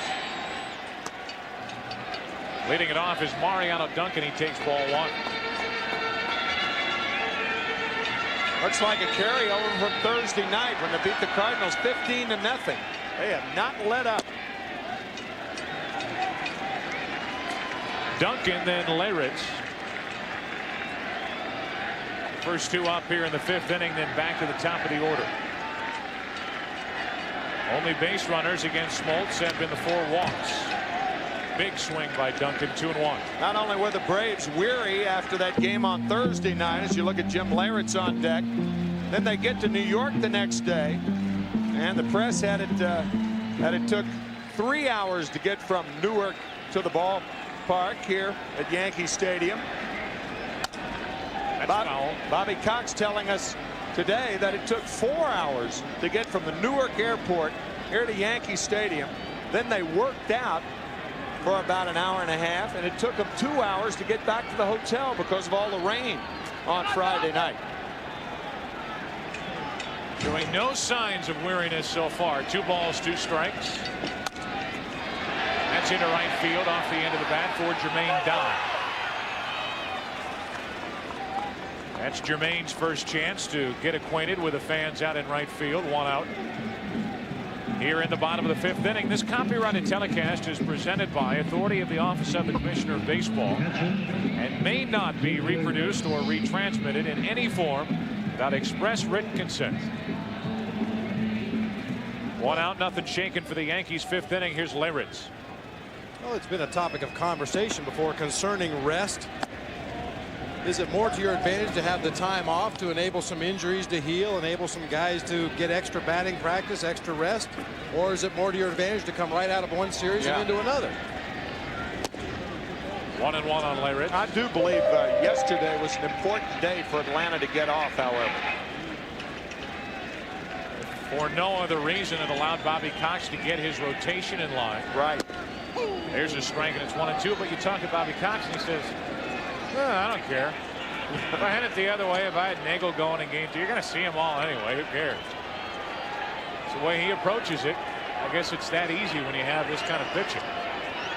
1-2 on Leyritz. Got him. 2 out, and that's 4 strikeouts for Smoltz.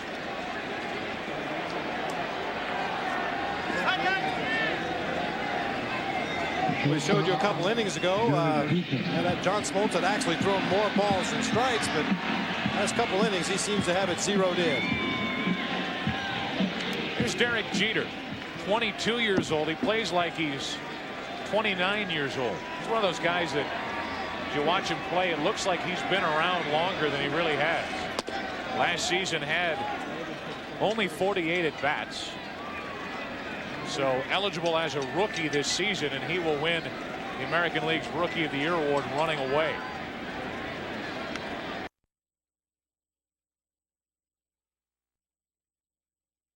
Season, 1 ball, 1 strike. Last Yankees shortstop to win the Rookie of the Year award, Tom Trish, back in 1962. Two out, nobody on. 1-1 pitch.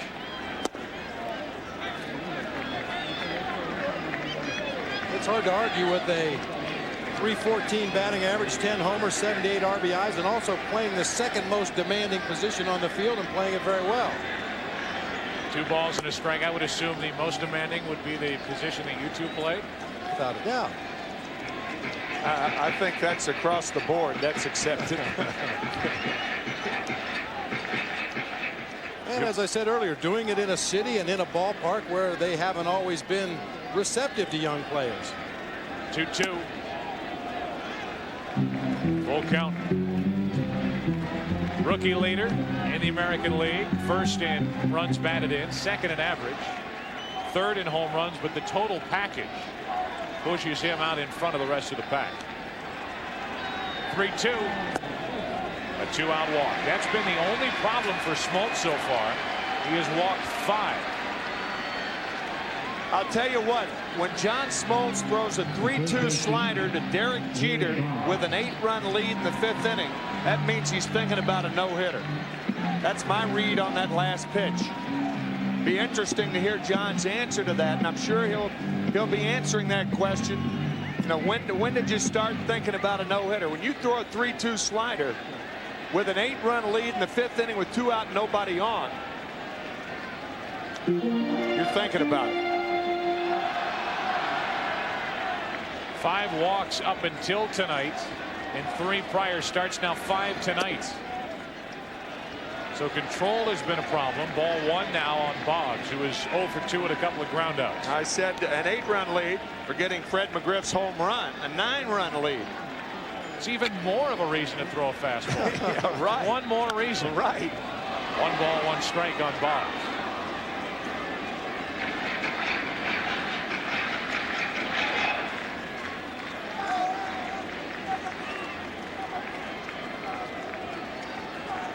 That is the oddest defense I have ever seen on the left side of the infield. Shortstop and third base. Boggs shoots one to deep center. Grissom over his head. First Yankee hit.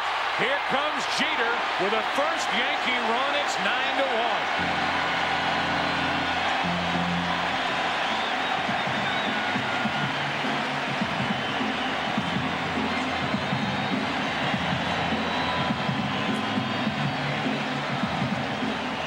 Boggs gets a fastball up and out over the plate. Doesn't really drive the ball a lot anymore, but he gets a hold of this ball. We mentioned Grissom plays a shallow center field, and that's a huge gap in left center field. Runs it down at the wall, but the Yankees get on the board.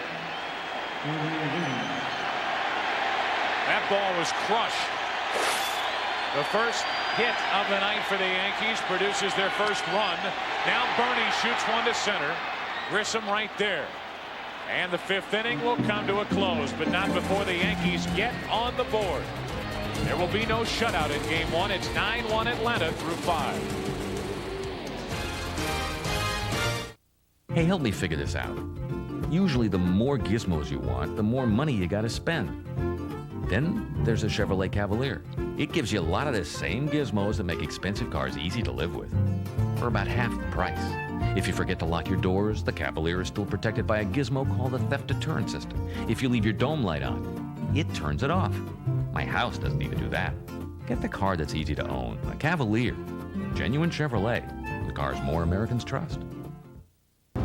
It's sort of like combining the style of Holyfield with the power of Foreman. No matter how you describe it, it's about to change the way we see and hear forever. Hyperkeratosis? Symptom: persistent, itchy, flaky scalp.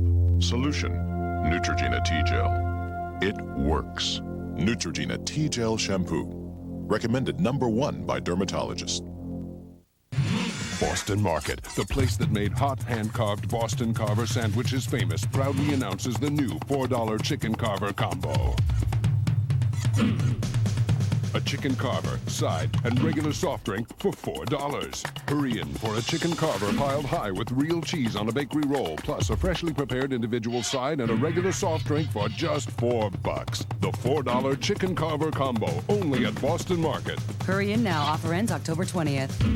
The movie that blew you away, Twister, is now for sale on video. Run! Hold on to your truck. Hold on to your house. Hold on to your TV. Twister, now for sale on video. Rather interesting, indeed. It's like combining the heroics of Lassie with the superior intelligence of Flipper. Well put. No matter how you describe it, it's about to change the way we see and hear forever. Sunday used to be the quietest night of the week. Not anymore. Get an ambulance! The X-Files on its new night next Sunday on Fox. Well into the 6th inning. 9-1. Atlanta out in front. And the ground ball off the bat of Andrew Jones is foul for strike one.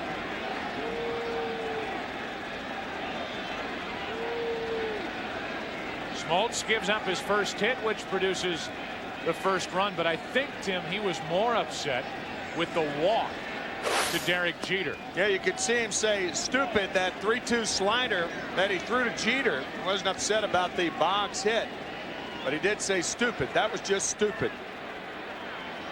1-1 the count. Broken bat.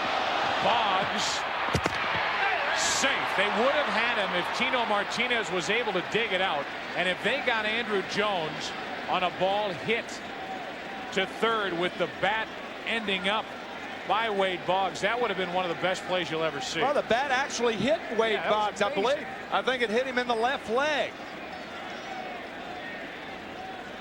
Yeah, it hit him. I don't believe I've ever seen that happen before. A lot of times the guy will dodge it, but I've never seen anybody get hit. Good concentration by Boggs to stay with it. It's ruled a base hit by Andrew Jones. So Jones is 3 out of 3. You can see the first base umpire, Terry Tate, get ready to punch him out, but when Tino Martinez couldn't dig it out, it's ruled a hit. So Andrew Jones has a 2-run homer, a 3-run homer, and a leadoff hit here in the 6th inning. I bet Andrew right there, most of the time, any hitter in baseball will trade a hit for a bat. But that's probably the same bat that he had a 2-run homer and a 3-run homer. I don't think Andrew would trade a hit for a bat in that situation. 8-run ball game. I think you're right. Yeah, I mean, I think he could hit with a chair leg. Well, he's going to have to if he hits with that bat again. That's the only thing it could be now. Oh, it's not a bat anymore. Wade Boggs actually hit by the bat, and the short hop, and Jones is safe. 1-2 now on Klesko.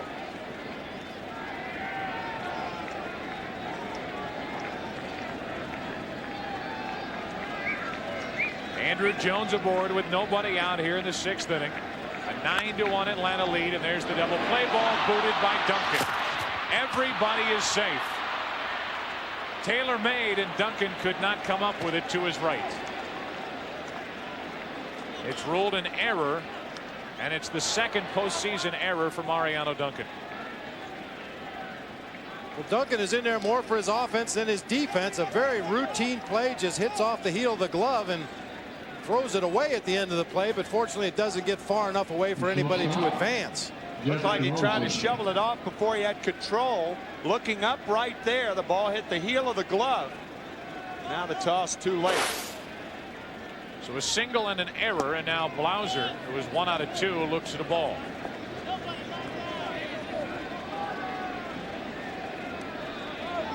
Jeff got that 6-run third inning, which was highlighted by the 2-out 3-run home run by Andruw Jones, started with a base hit. 2-0.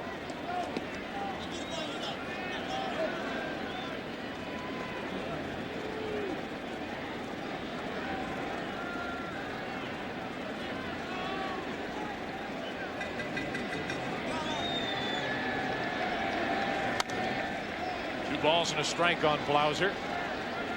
He's playing in his 3rd World Series. He missed last season's World Series with a deep thigh bruise. Braves used Giovanola a lot in his place at the end of last season. So he's been banged up the last couple of years.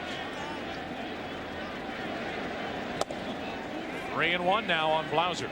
The Atlanta Braves have been in the World Series in 4 of the last 5 years. Prior to 1991, they had been in only 4 World Series up to 1990. 1957 and 58 with Milwaukee, and before that with Boston when they were the Boston Braves. Blauser gets into one to left field. Strawberry back at the wall. 1 out. Jones tags and advances to third with good base running, and it's first and third, 1 out. Good base running, but Andruw Jones almost missed the bag in tagging up. He was feeling for the bag, and even though he made that mistake, it was great base running by a young player who's done everything tonight. Poor base running on the part of Ryan Klesko at first base. As a runner at first, you do what the runner ahead of you does. You could see Jones going back, trying to feel for the bag, and he came off early, then he touched it and still made it easily. But you're right about Ryan Klesko. He's got to be at second base. Now they're going to appeal. You could see on the replay that he did touch second base. You can understand why the Yankees appealed, however, as Andruw did not find it with his first 2 attempts.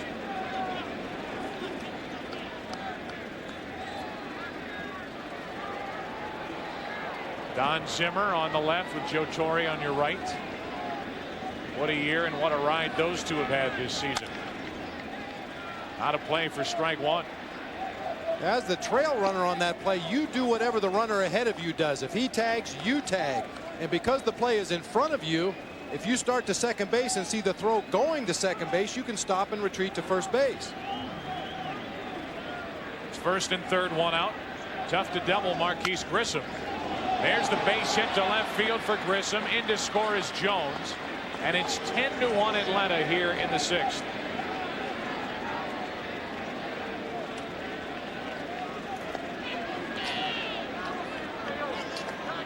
So Boehringer now has allowed 3 runs.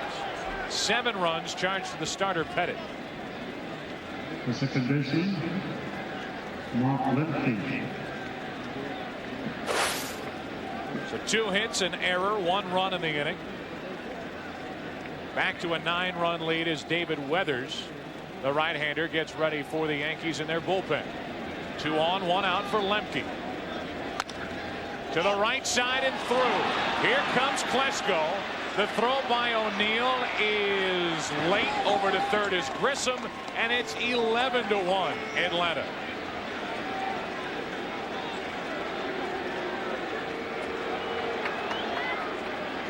So after scoring 14 runs in Game 5 of the NLCS, they took a night off in Game 6. They had Maddox pitching. They scored only 3. 15 runs in the clincher in Game 7. 11 runs on 11 hits here tonight. Mark Lemke entered tonight's game with a .486 postseason batting average with runners in scoring position, and he delivers again. Andruw Jones has 3 hits. Lemke has his first hit. Grissom a couple of hits. Home run by McGriff. He's driven in a couple. It's all Atlanta in Game 1.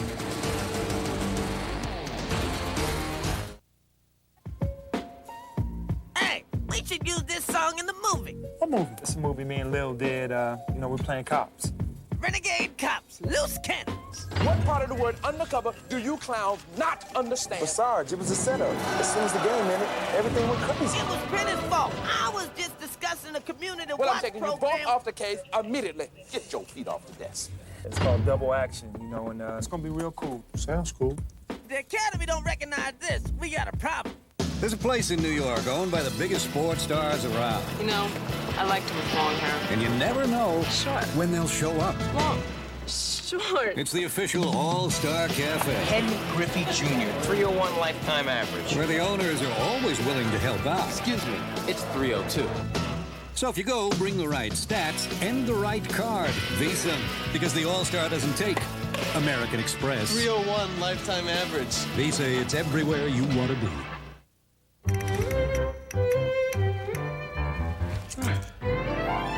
Like finding things? Then find 2 extra Pop-Tarts in the new 8-pack from Kellogg's. From now on, 8 Kellogg's Pop-Tarts for the price of 6. Isn't it great finding things?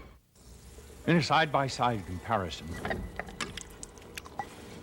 we found that more people prefer the quicker, easier Energizer tester over any other on-battery tester. It's the best way to make sure your battery keeps going and going. So get this. Jim Travis is expecting a make-it-or-break-it client call, and what's he do? Skips out for a long weekend. Has he lost his marbles?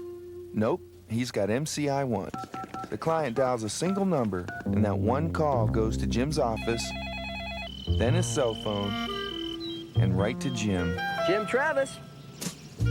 No matter what bunker he happens to be in. MCI One. Life just got simpler. 11-1 Atlanta here in the top of the 6th inning. With its dynamic stars and issues torn from today's headlines, New York Undercover brings you the stories that are happening right here, right now. New York Undercover, an all-new episode Thursday, October 31st on Nonstop Fox. There's Michael DeLorenzo, one of the hottest young stars of New York Undercover. He's got a Yankees do-rag working here in Game 1. He's a little undercover right now. Undercover of a do-rag. Here's David Weathers wearing the traditional baseball cap. A record of 2-0 in the 1996 postseason. That's a do cap. It's a do cap. David Weathers really impressed Joe Torre in the divisional playoff with Texas. The work he did in a couple of tight spots, and here he is. A little more relaxed atmosphere. 1st and 3rd, 1 out, facing Chipper Jones. A chance to maybe get some of the nerves out, the butterflies out. It's a 10-run game. And he gets a look at Chipper Jones, who he knows from his days with the Marlins. Talking about David Weathers. Saved by Leyritz, 1-1. Now, Weathers is one pitcher on this Yankee staff, along with David Cone, John Wetland to some extent back in his old days with the Dodgers. Pitchers who the Braves are familiar with because of their recent history in the National League. 1st and 3rd, 1 out. Now Weathers falls behind 2-1.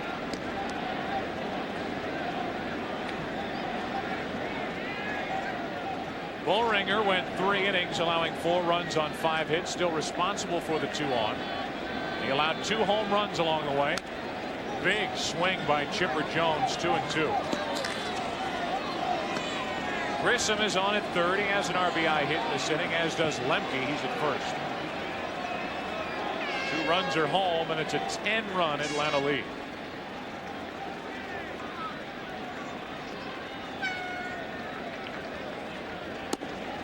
Full count.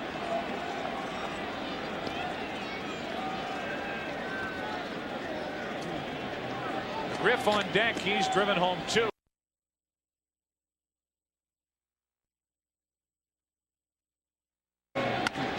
Into left field for Strawberry. Nice running catch.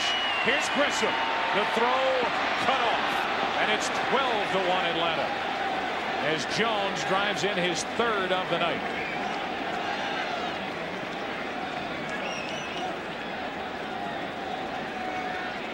So the Braves have their biggest lead of the evening as Chipper Jones with sac fly to left. RBI production goes up for your number 3 hitter when you have speed in the 1 and/or 2 spots. Marquise Grissom scoring on a ball that normally they'd have a play on at the plate. Good idea of just how quick Grissom is. Yeah. Now it's a runner at first, 2 out for McGriff.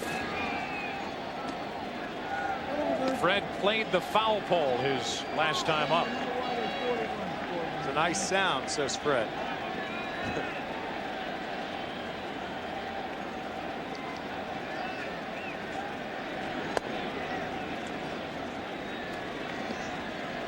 McGriff had hit 3 home runs coming into this World Series. The 5th inning. Off the end of the bat to center for Bernie Williams. And the top of the 6th inning comes to a close, but not before the Braves had 3. Bottom of the 6th inning, Braves by 11. So it was your brother who referred you to American Express Financial Advisors. Planning is a concept that we pioneered about 20 years ago. We're managing about $130 billion in assets. We got a long time till retirement. I'd take a more aggressive position. And when things change, we'll make some adjustments. We've got 2 million clients, so you won't be alone here. Whatever you plan to do, American Express helps you do more. It takes 43 face muscles to make a frown. But if you drive a Lumina LS, you won't have to worry about using any of them. Because Lumina LS can go 100,000 miles before its first scheduled tune-up. No 6-passenger car in its class can offer you as many standard safety features for the price. And best of all, you can afford it. The cars more Americans trust. They really lowered the prices.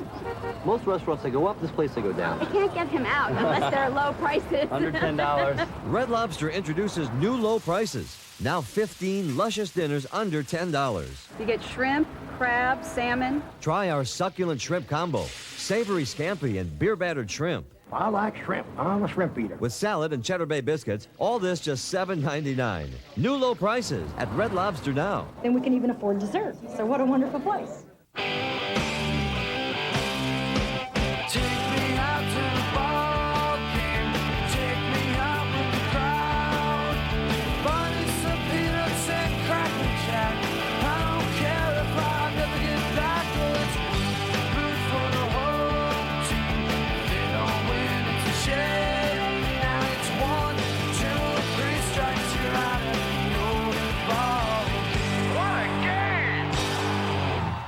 Don't miss an all-new Halloween special. Oh, my God, Marge. It's escaped. Part of the Simpsons Mini Marathon next Sunday.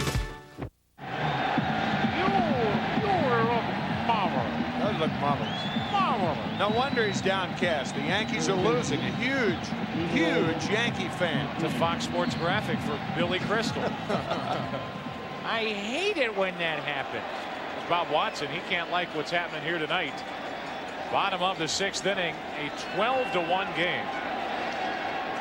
The Yankees' only RBI off the bat of Wade Boggs, which, by the way, is his first postseason RBI this year. Tino Martinez will lead it off with Cecil Fielder to follow, and then Darryl Strawberry against John Smoltz. It gets no easier tomorrow night for New York with Maddox on the mound. But Tim, when you talk to Joe Torre, he has really been impressed with Jimmy Key, who will be on the mound tomorrow night for New York.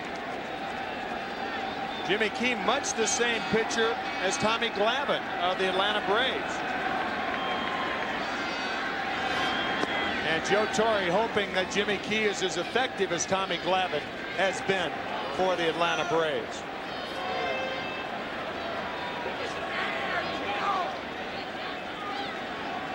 Tino Martinez leading it off, and that's strike 2. Jimmy Key maybe a little better breaking ball than Tom Glavine. Glavine relies more on the sinker, the slider, and a good changeup. Jimmy Key also throws an overhand curve and a big sweeping slider, but very similar in their approach. Both with their fastballs keep it away from right-handers. Away, away, away. 1-2. Off the end of the bat into center for a leadoff base hit for Martinez. And if nothing else, you have to start looking at individual goals.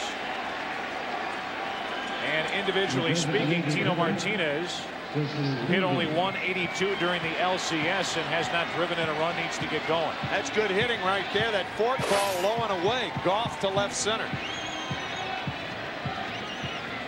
Here's Cecil. Fielder 0 for 2. He's flying to right and struck out.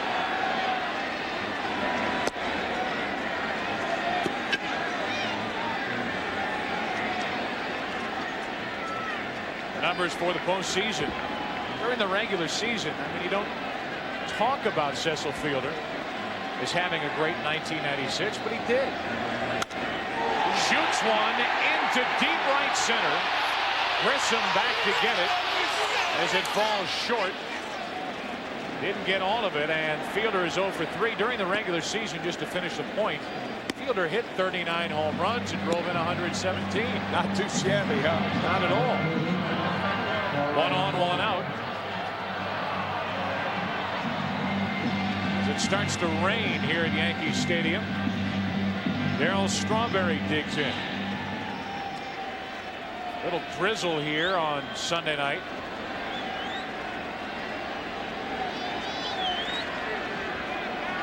But nothing like we had here yesterday.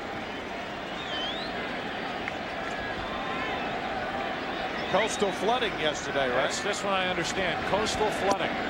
There's a strike over the outside corner to Strawberry. Heavy winds. Heavy rain.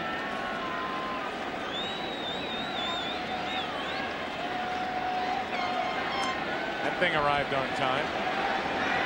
1 on, 1 out. Strawberry, the double play ball. They had the entire infield on the right side of the infield, and Strawberry, I'm telling you, for a guy with a broken toe, is running just fine.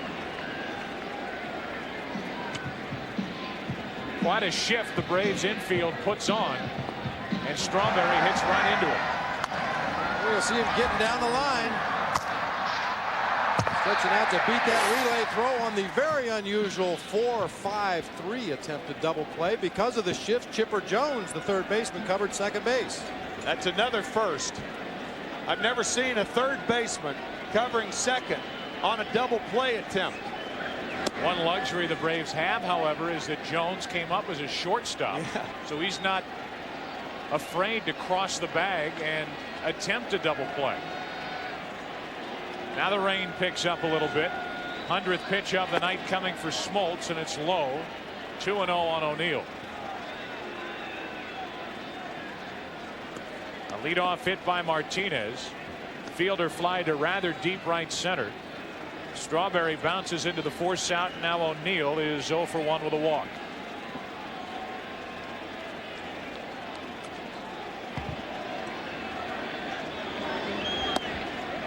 (3-0) from Smoltz. You know, we speculated back in Game 5 of the NLCS when John Smoltz jumped out to a big lead that perhaps Bobby Cox would take him out of the game and save a few pitches out of that arm, but he didn't do it then, and I seriously doubt if he's going to do it now. There's a strike on pitch number 102 tonight. 3-1.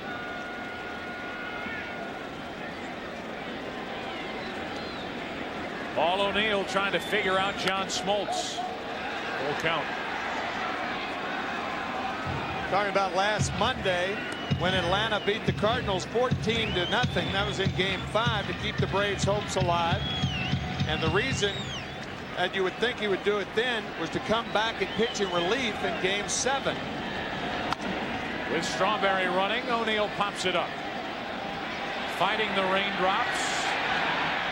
Chipper puts it away. It's a 12-1 game through 6. Back after this from your local Fox station.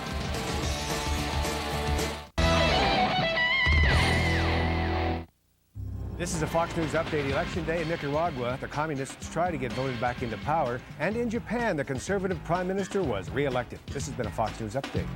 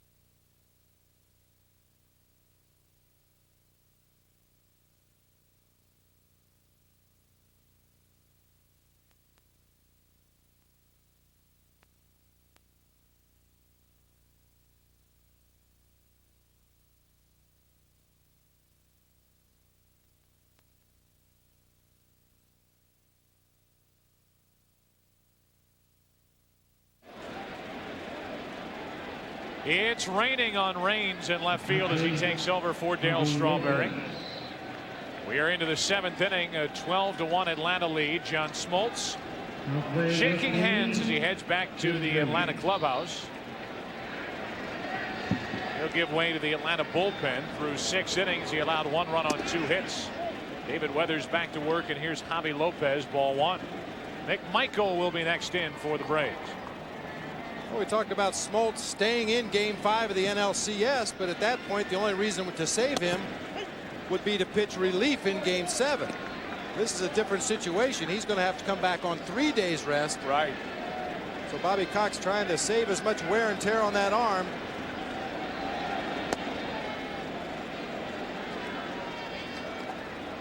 David Weathers is 2 balls and a strike behind on the count to Javi Lopez. Andy Pettitte is back out in the Yankee dugout, lasting only 2 1/3 innings. Lopez into center for Bernie Williams, 1 out. Here is our Aflac trivia question.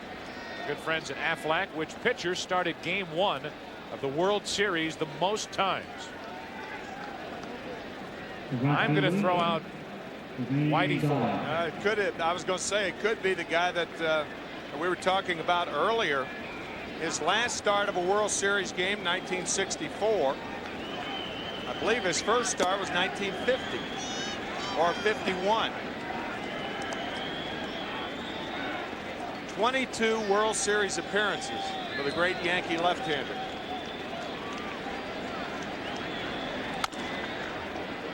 This is Jermaine Dye. He bounces one up the middle for his first hit of the night. 1 on 1 out as Dye is now 1 out of 4. The Braves have a base runner here in the 7th inning. First man to reach against David Weathers. Here's Andrew Jones. He's hit a 2-run homer, a 3-run homer, a single. He scored 3 runs. He's driven in 5. The only thing that hasn't gone right for Andrew Jones tonight is that it's raining. He had no control over that. Otherwise, a perfect evening in his first World Series game. Only 2 players have hit 3 home runs in a game. And they both wore Yankee uniforms. Reggie did it in '77. 3 pitches. 2-0 now from David Weathers.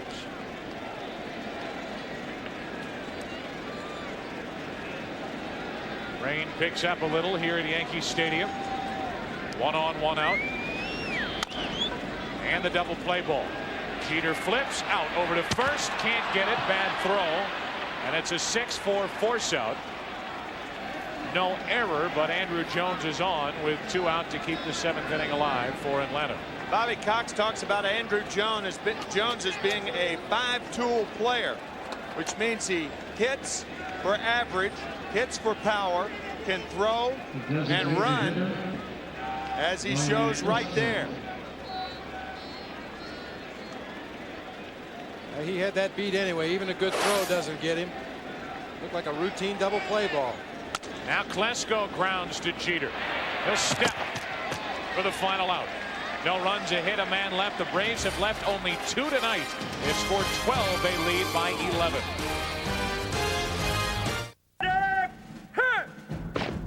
During a surprise inspection of your barracks this afternoon, I found this. I want the soldier who belongs to this spear to step forward. Now, what's the matter? Do you miss your precious Rocky Mountains? Dipping your tootsies into an ice-cold Rocky Mountain stream, fraternizing with some snow bunny? Do you, Kowalski? I want to know whose beer this is right now. It's my beer, Sergeant. You put this beer here? I certainly did, and I checked on it. I wasn't gonna take it, sir. I'll bet. No, really, look, it's still cold. You're right. Now, what'd you do with my pretzels? Well, don't just stand there. Find the General's pretzels. No two GM owners are alike. We drive a lot of different kinds of cars and trucks for a lot of different reasons. But when J.D. Power and Associates ask new vehicle owners about the quality, Sales experience and delivery of their vehicle, the different GM owners wound up mostly saying the same thing. same thing. General Motors rated highest in satisfaction right from the start. People. Emotion. Can't believe he broke it at the company picnic. Incredible. Our employee health plan covers him, right? Not deductibles or co-payments. So he has to lay out his own money. Your health plan can work better with Aflac. Supplemental insurance from Aflac helps cover the unexpected costs of recovery so you can give your employees the protection they need and deserve. Any ideas? Yeah, Aflac. Aflac, insuring over 40 million people worldwide. We've got some new ideas on criminals' rights. They have the right to surrender, or they have the right to be hunted down by millions of viewers. The new America's Most Wanted. Well, there's some power in the middle of a lineup. Pretty good 1-2 punch. DiMaggio and Kissinger. Now, how many hits does Kissinger have in the big leagues? He's in the big leagues. I don't know how many hits he's got. They watch as Greg McMichael takes over. McMichael on for Smoltz, who went 6 innings, allowed 1 run on 2 hits. Now it's McMichael, first out of the Atlanta bullpen in the '96 World Series. Some wet weather gear here at Yankee Stadium. Multi-purpose mitt right there. Carry a hot dog in it, catch a baseball in it, put it on top of your head to keep your hair dry.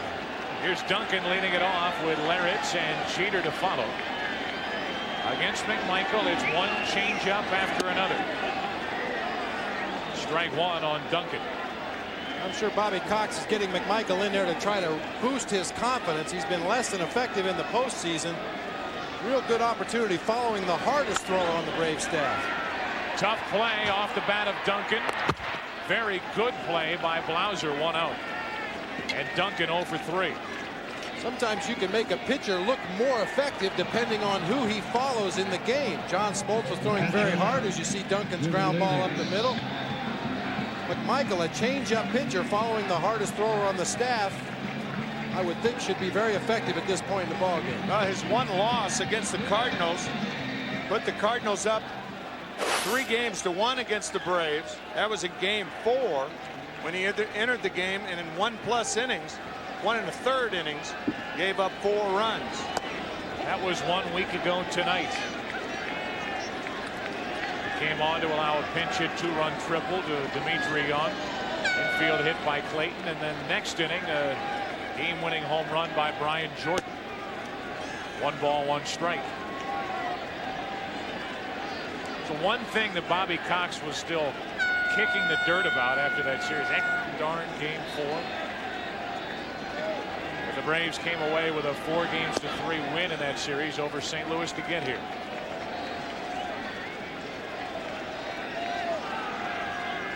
Leo Mazzoni on the left of Bobby Cox.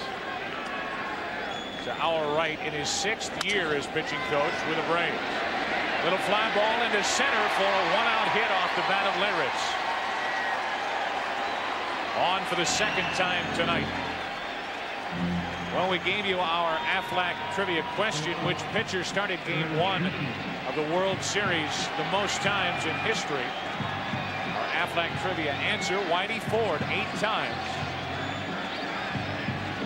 55 through 58, 61 through 64.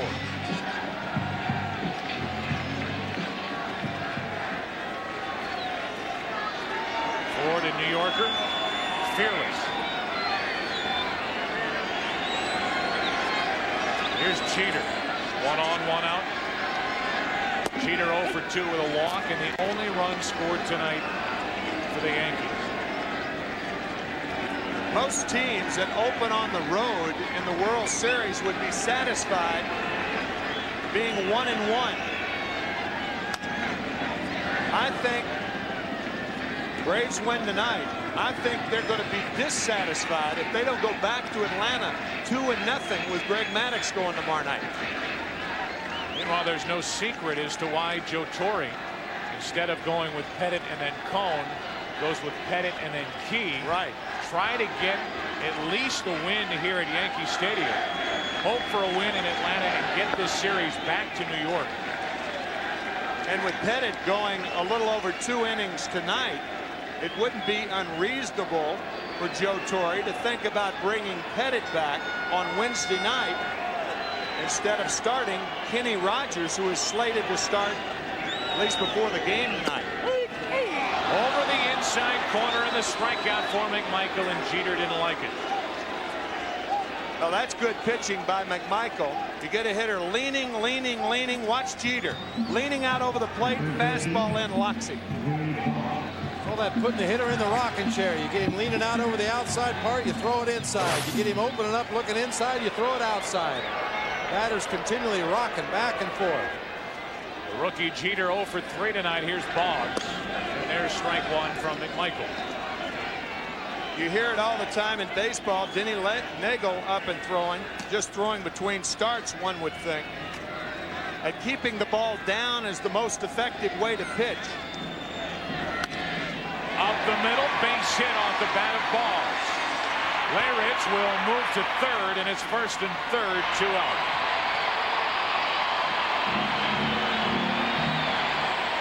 Second hit in a row for Wade Boggs, but in my opinion, Bob, the best way to get hitters out on a consistent basis is to work both lanes of the plate, the outside part and the inside part.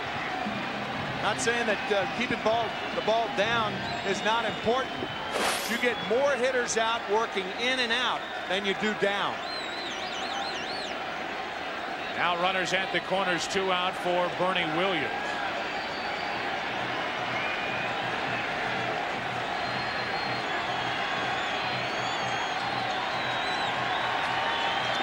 Bernie hitless tonight after being named the ALCS MVP. The line drive. He stays hitless. The Yankees have stranded 8. We've played 7. Atlanta out in front by 11. You mean Hertz helped us earn these free airline tickets? Exactly. Triple miles from Hertz. Triple miles just for renting with Hertz? Exactly. On weekly and weekend rentals. And we still get computerized driving directions, emergency roadside assistance, and all the Hertz service? Exactly. It's Hertz. So, I guess I can stop thinking about how much we're saving and start enjoying our vacation. Exactly. There's this college team I practice with. Each one is out to prove that they can hit the Rhine Express. I'm out to prove they can't. After a day of fastballs, it's Advil for me. Nothing has shown me that it works better or lasts longer than Advil. For sore muscles, more doctors recommend Advil than any other pain reliever. I love that sound. Advanced medicine for pain. And for a cold, try Advil Cold and Sinus. It's tough on colds like Advil is on pain.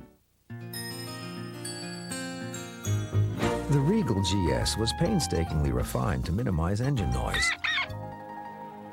Its suspension system was refined to be very quiet. Then, Regal's interior was further insulated, allowing you to hear other things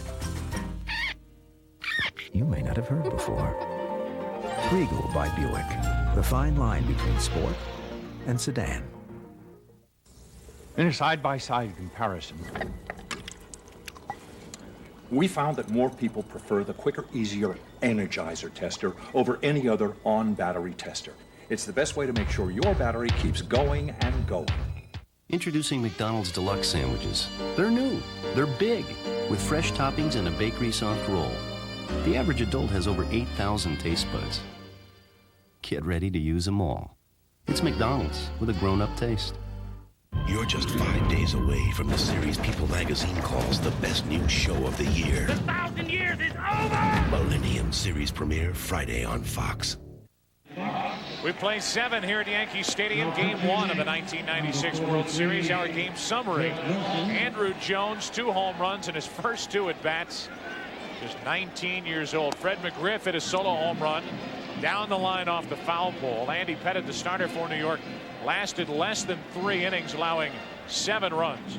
And John Smoltz had a no-hitter going into the 5th inning. Boggs had an RBI double to plate the first run. He ends up going 6, allowing a run on 2 hits. Andy Fox takes over at second base for Mariano Duncan, and on the mound, tall, sidewinding right-hander, just flat out nasty. It's Jeff Nelson.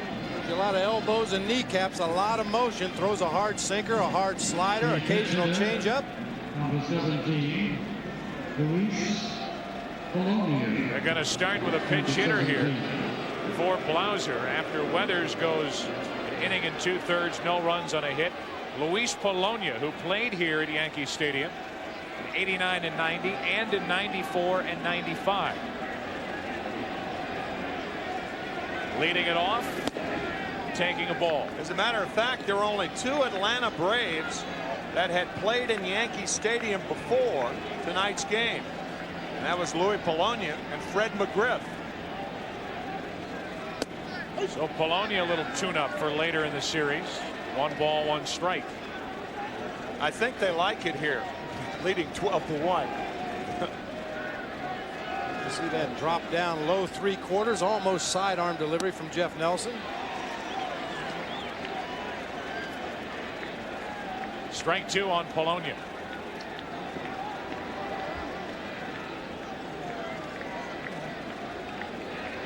Polonia's had very limited work off the bench for Atlanta.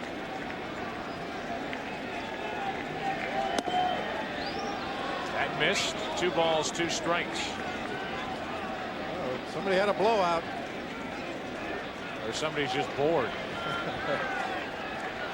Hit 1, pearl 2. Polonia had only 3 at-bats in the NLCS, and he comes up empty for out number 1 here in the 8th inning. Well, this is game 1, and it looks like it belongs to Atlanta. Tomorrow night, the defending world champion Atlanta Braves will battle baseball's most storied franchise, the New York Yankees, in game 2. Very good matchup, Maddox and Jimmy Key. Tune into Fox tomorrow night, 7 o'clock Eastern, to get all the action. 1 out. Here's Grissom, who is 2 out of 4.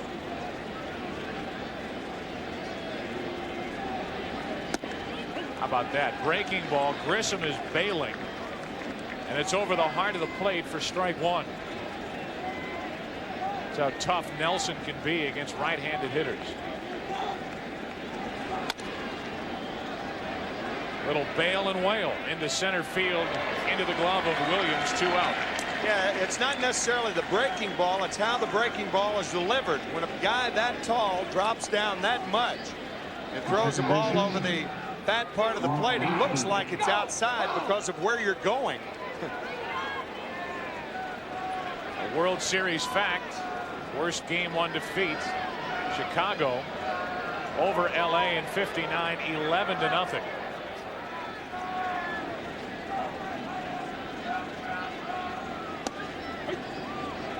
Hope for Yankee fans if history repeats itself, because the Dodgers came back to win 4 in a row over the White Sox after that 11-0 loss.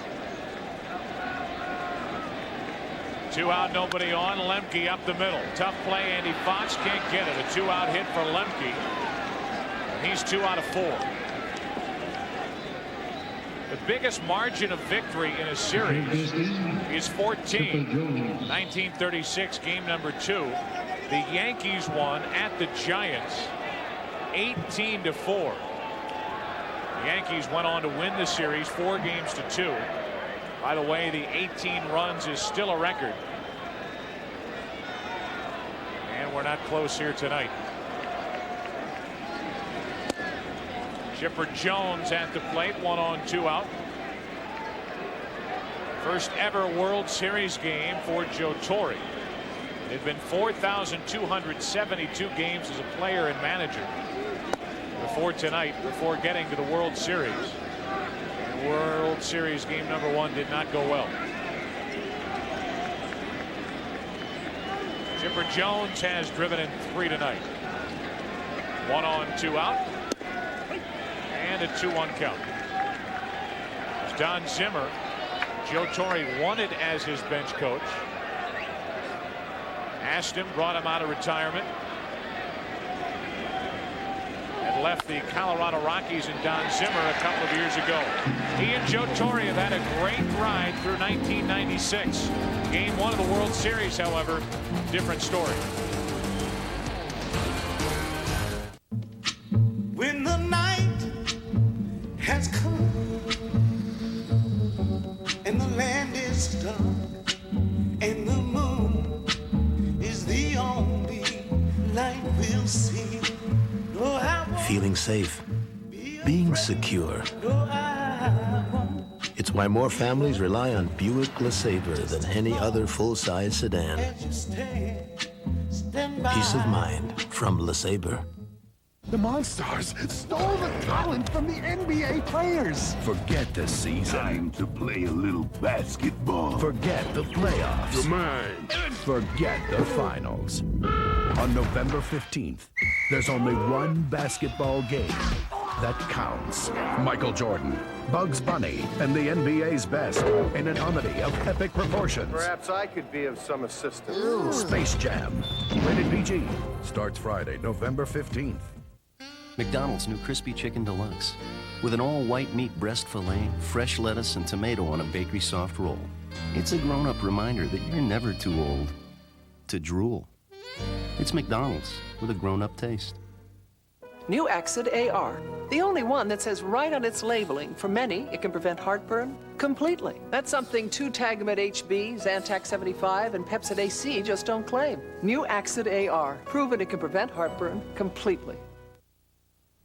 This is the Fox News Update. They're still mopping up from the nor'easter with flooding from New Jersey to Maine and a plane off the runway in New York. Nobody seriously hurt. This has been a Fox News Update. Fox Sports coverage of Major League Baseball's World Series is brought to you by Nissan, who reminds you that life is a journey. Enjoy the ride. By Original Coors, pure and simple, the last real beer.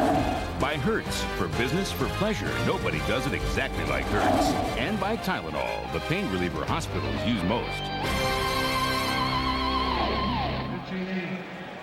A couple of changes as we get into the bottom of the 8th inning with the Braves out in front by 11. Rafael Belliard comes in to play short after Blauser was lifted for a pinch hitter in the top of this inning. And the new pitcher, he's one of the starters for Atlanta. Bobby Cox getting him an inning of work here tonight. It's Denny Nagel. Yeah, instead of tuning up at the bullpen, is tuning up at the ball game. And you are afforded that luxury in a 12-1 game. The inning gets long, just bring in someone else. Here's Tino. Martinez looks at ball one outside. And this is a good luxury to have because it gives the starting pitcher like Denny Nagel an opportunity to get out onto the game mound and throw in actual game situations rather than just throw in the bullpen to the coaches or one of the bullpen catchers. Especially in a World Series game, if there's any nervousness involved, which I doubt that there is, as you see Brad Klontz warming. You take care of that nervousness tonight and not Wednesday. Denny Nagel has been very impressive in the postseason. He made one relief appearance in the series against St. Louis, then made a start. Was the starter in Game 4 and went 6 2/3 innings. Allowed 2 runs and only 2 hits. To the right side, right at Lemke. Martinez the first out here in the 8th inning.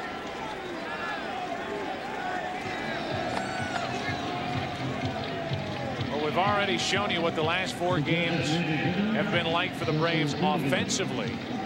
Combine that output with what they're doing from the mound, an ERA of around a half run. Opponents average well under 200 and 28 walks to 7 strikeouts, which is amazing considering Smoltz had 5 of those walks, 5 of those 7 walks here tonight. Yeah.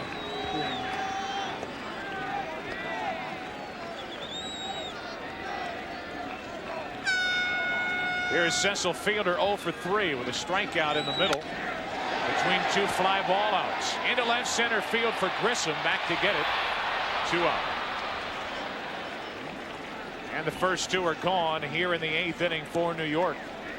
Well, next week, Fox NFL Sunday talks with former co-host Jimmy Johnson as he prepares for the biggest game he has had as coach of the Dolphins. Then it's exciting doubleheader action highlighted by the most talked about game of the season when Jimmy leads the Dolphins against his former team, the Cowboys.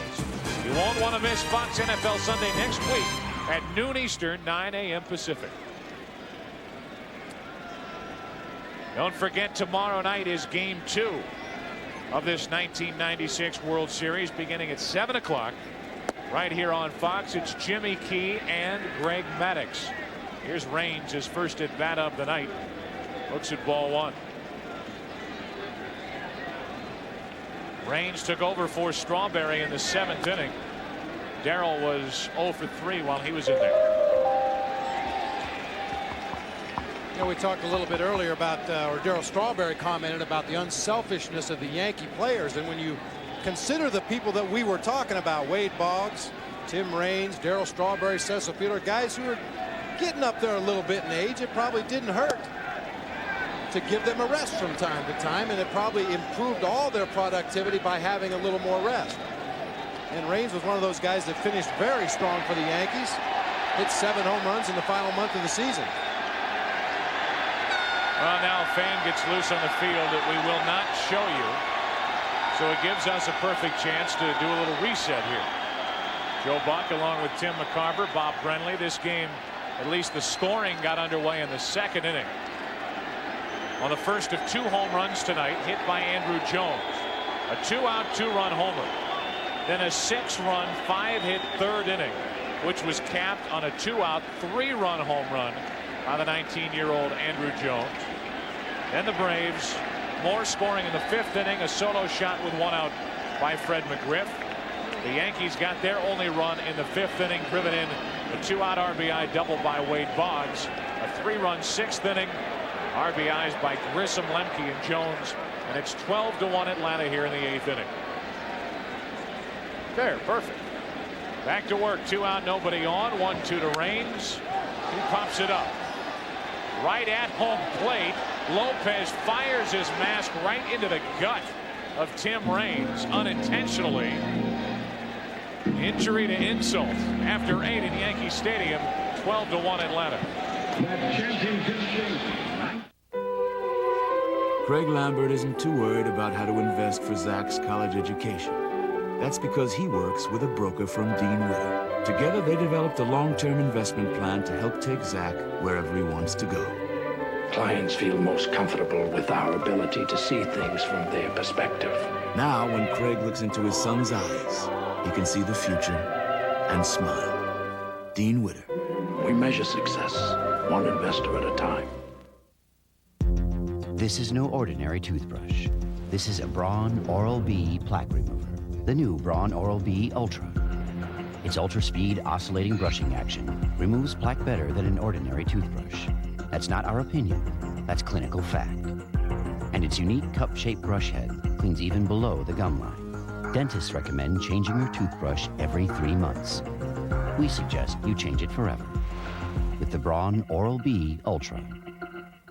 Hey, Max, glad I caught you. You know what I just discovered at Pizza Hut? The perfect pizza. Not too thick, not too thin. Just like, pizzeria pizza. Freshly baked every day. And here's the kicker. A ring of cheese baked right into the crust. Imagine. Why are you telling me? I'm a dog. I'm telling everyone. Discover Pizzeria's Stuffed Crust Pizza. Now we've got your pizza. And the best part, Max, a large is only $8.99. Great, huh?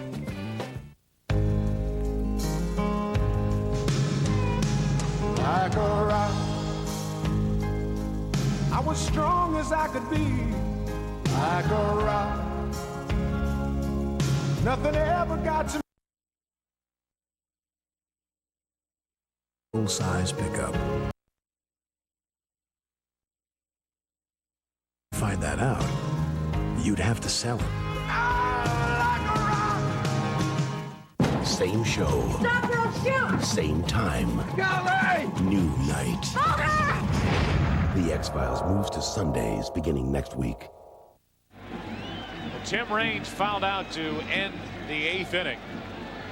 And it's only funny because he's all right. Jeez. No, you got to laugh to keep from crying sometimes, and I'm sure Timmy's okay right there. First baseman. But Javier Lopez had no idea Tim was anywhere near him. He threw his mask, caught the ball, and Tim Raines took the brunt of the blow. You teach the catcher to throw that mask out of the way where you know you're not going to step on it. I guess he figured if it was in Tim Raines' pocket, he wouldn't be stepping on it.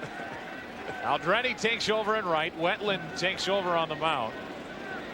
Fifth pitcher of the night for New York, and he faces Fred McGriff. McGriff has had a good night, 2 out of 4, including a home run. His 4th of the postseason. Hit 28 during the regular season. The count 2-0. 9th inning of a 12-1 game, and a chance for Joe Torre to get John Wetland a little work. It's been a week since the Yankees have played a real game, as McGriff cuts it loose 2-1.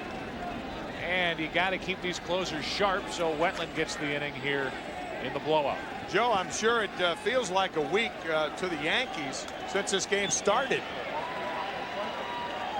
It has not been pretty since the early innings. 2 runs in the second, 6 in the third. Can you hold it a second or what? It's been all Atlanta in game 1. 2 balls and a strike from Wetland. One of the game's best deals, and it's 2-2.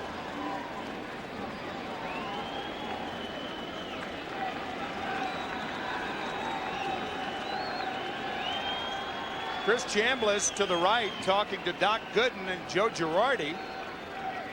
I believe that's Joe Girardi. That is. Yeah. Chris Chambliss interviewing for the California Angels job, as a matter of fact. McGriff strikes out to start the 9th inning.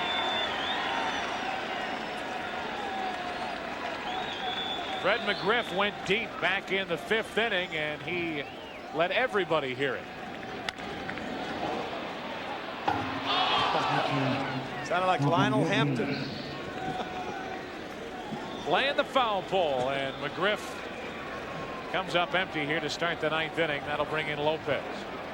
Those are 2 bad sounds for a pitcher. Bad hitting ball and ball hitting foul pole. It's ball 1 to Javi Lopez.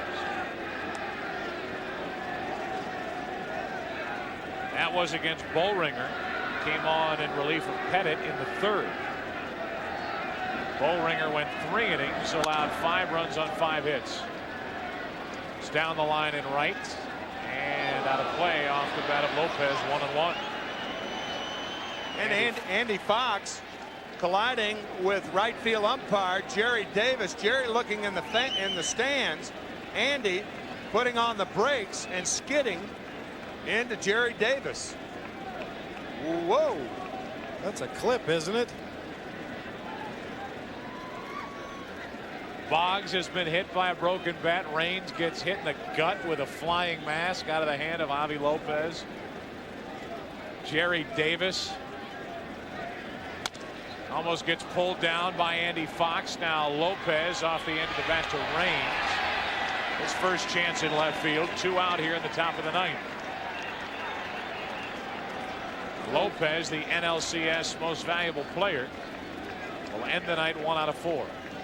Wetland showing that good sharp curveball that he had even in his early days when he came up with the Dodgers. Good opportunity for him to kind of work on some things out there tonight, and it appears that he's got that curveball about as sharp as you can get it. Jimmy Key will be on the mound tomorrow night for New York.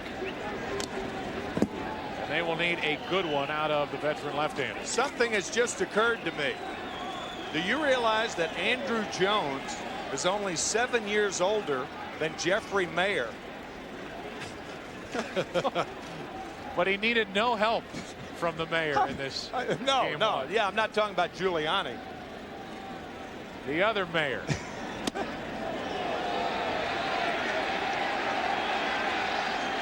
There he is. Mayor Giuliani. Well, we said Andrew Jones was a 5-tool player. Unfortunately, Jeffrey Mayer is only a 1-tool player, and he didn't even catch the ball. Well, it took us 8 2/3 innings, but we've made our first Jeffrey Mayer reference. 2 out, nobody on. Die, strike 2.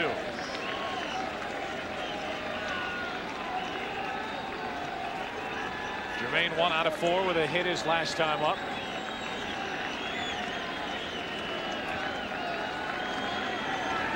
Griff struck out. Lopez flied out.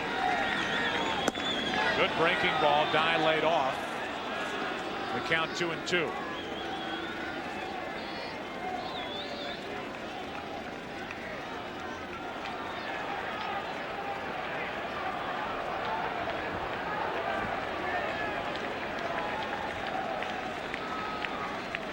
Two out, nobody on, and that'll give us a chance to explain who Jeffrey Mayer is for those who don't know. He was the young 12-year-old that leaned over the stands. Derek Jeter, Tony Tarasco, the right fielder of the Baltimore Orioles. This was game 1 of the American League Championship Series.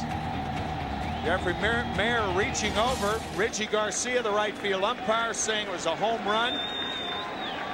That was obviously disputed by the replay. That tied the game. Yeah.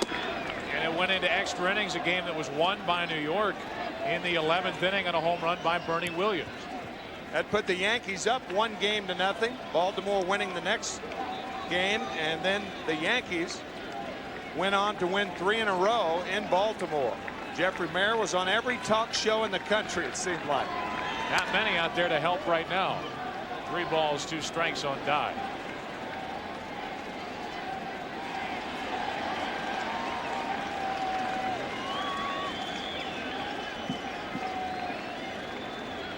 Beefed up the security out beyond the outfield wall because of what we just showed you. Dye is having a pretty good at bat against Wetland. Count stays 3-2.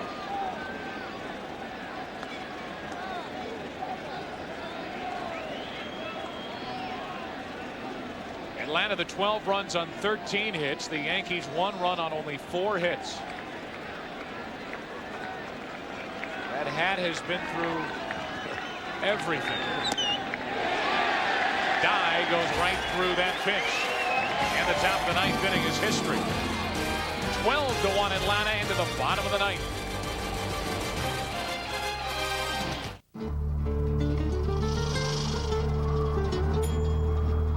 It's the only one out there. And here it comes.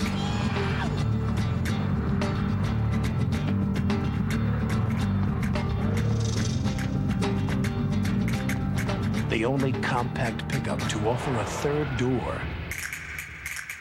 Okay, folks, show's over. Chevy S10, like a rock. Subway bakes my bread up fresh, and that's my way. My way. It's back! The A1 Steak and Cheese from Subway, smothered with original A1 steak sauce. Plus, your choice of garden fresh veggies. And for a limited time, you can get the A1 Steak and Cheese Meal Deal. That means you get a 6-inch sub, a bag of chips, and a 21-ounce drink for just $3.99. Subway, my way. Subway. Hurry in for Subway's A1 Steak and Cheese Meal Deal, only $3.99. Their goals are as basic as a first home, an education, a secure retirement. Yet they own over half of all the stock in America. They are individual investors, and for them nothing is more valuable than information.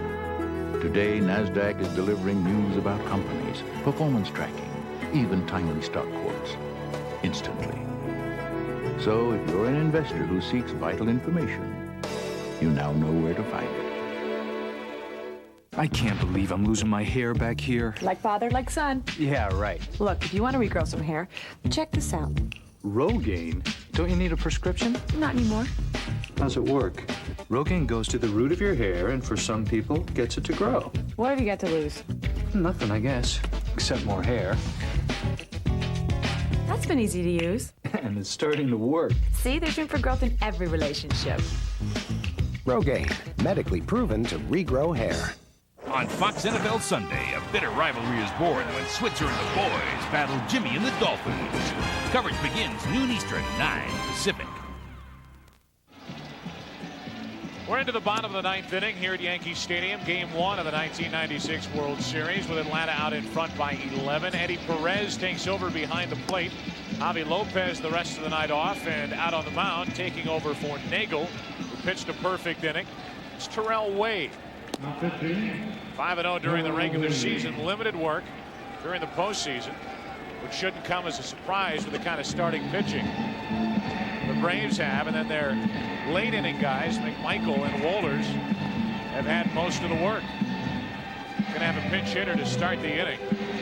Charlie Hayes will come off the bench and bat in the number 7 spot. The bat for Aldrete. So Aldrete gets a half inning of defensive work. Does not get the at bat. Instead, it's Charlie Hayes facing the lefty Wade.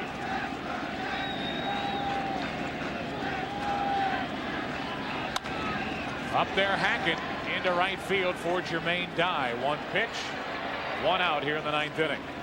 We've had a lot of fun bringing you Game 1 of the 1996 World Series. Don't forget, Game number 2 is coming up tomorrow night. Jimmy Key and Greg Maddux. Telecast begins at 7 o'clock. Senior coordinating producer of Major League Baseball on Fox. And the producer of today's game is John Filippelli. Today's game directed by Bill Webb. Great work as usual. The pregame produced by David Banks and directed by Jim Lynch. The executive producers of Fox Sports are David Hill and Ed Gorin. Special thanks to our entire Fox crew, including Steve Horn up here in the booth. Another fan gets loose on the field, creating that reaction with 1 out here in the 9th inning. And Luis Sojo now off the bench to bat for Andy Fox. So we're seeing them all here in Game 1.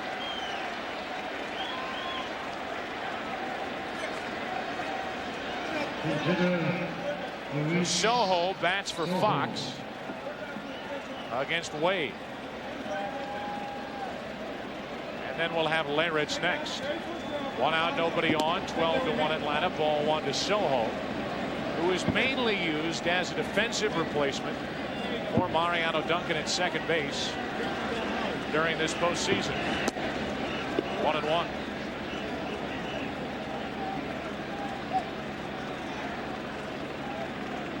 Fielder hitless tonight, 0 for 4. Yankees have only 4 hits. Strike 2, outside corner to Sojo.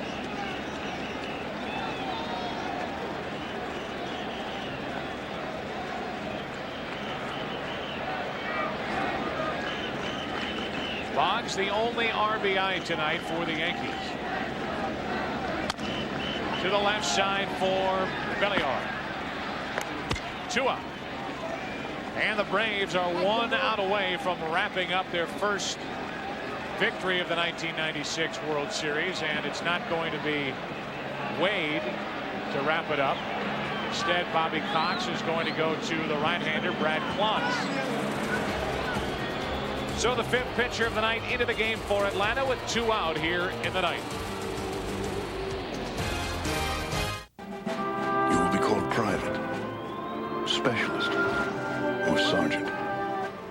Beneath the ribbons on your chest will be the souls of those who came before.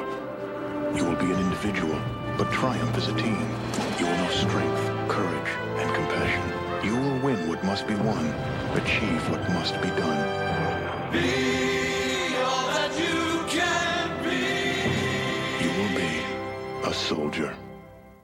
I can't believe I'm losing my hair back here. Like father, like son. Yeah, right. Look, if you want to regrow some hair, check this out. Rogaine? Don't you need a prescription? Not anymore. How's it work? Rogaine goes to the root of your hair and for some people gets it to grow. What have you got to lose? Nothing, I guess. Except more hair. That's been easy to use. And it's starting to work. See, there's room for growth in every relationship. Rogaine, medically proven to regrow hair. What an extraordinary time to be a child. Now that we can surf the internet through our TVs, the world is literally at their fingertips.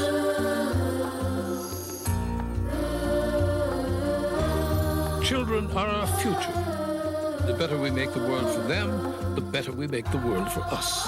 Web TV from Philips Magnavox. The power of the internet now on your own television. Presenting Gillette Clear Gel Antiperspirant. A clear, clean gel that goes on smoothly with no white residue for powerful all-day protection. Gillette Clear Gel Antiperspirant. And now, a baseball moment from The Simpsons. We're number one. We're number one. We're number. Hitting a homer, it's the greatest thrill in baseball. We are in the bottom of the 9th inning. 2 out, nothing shaken for the Yankees, down 12-1. Game 1, and Brad Klontz into the game. First pitch, ground ball is just foul, according to the first base umpire, Terry Tatum. Leyritz didn't think so. That looked like a fair ball. Oh, that's a fair ball. That is over the bag. Ball. Over the bag. In his haste to get out of the way of that pitch, I don't think he got a real good look at that. Ball went right over the bag. Even appeared to hit chalk on the far side of the base. Could have, yeah. Leyritz immediately took his helmet off and started to plead his case. It fell on deaf ears. Now with 2 out, nobody on, he pops it into right, and that should do it. Jermaine Dye is there. The Yankees amass only 1 run on 4 hits, and the Atlanta Braves win game number 1 of the 1996 World Series, 12-1. There is our Chevrolet player of the game. It's Andruw Jones, who had 3 hits, including a 2-run homer, a 3-run homer. By the time he hit his 3-run home run, this game was just about over, a 12-1 Atlanta win. Joe, in the American League Championship Series, the Yankees were helped by a kid, and tonight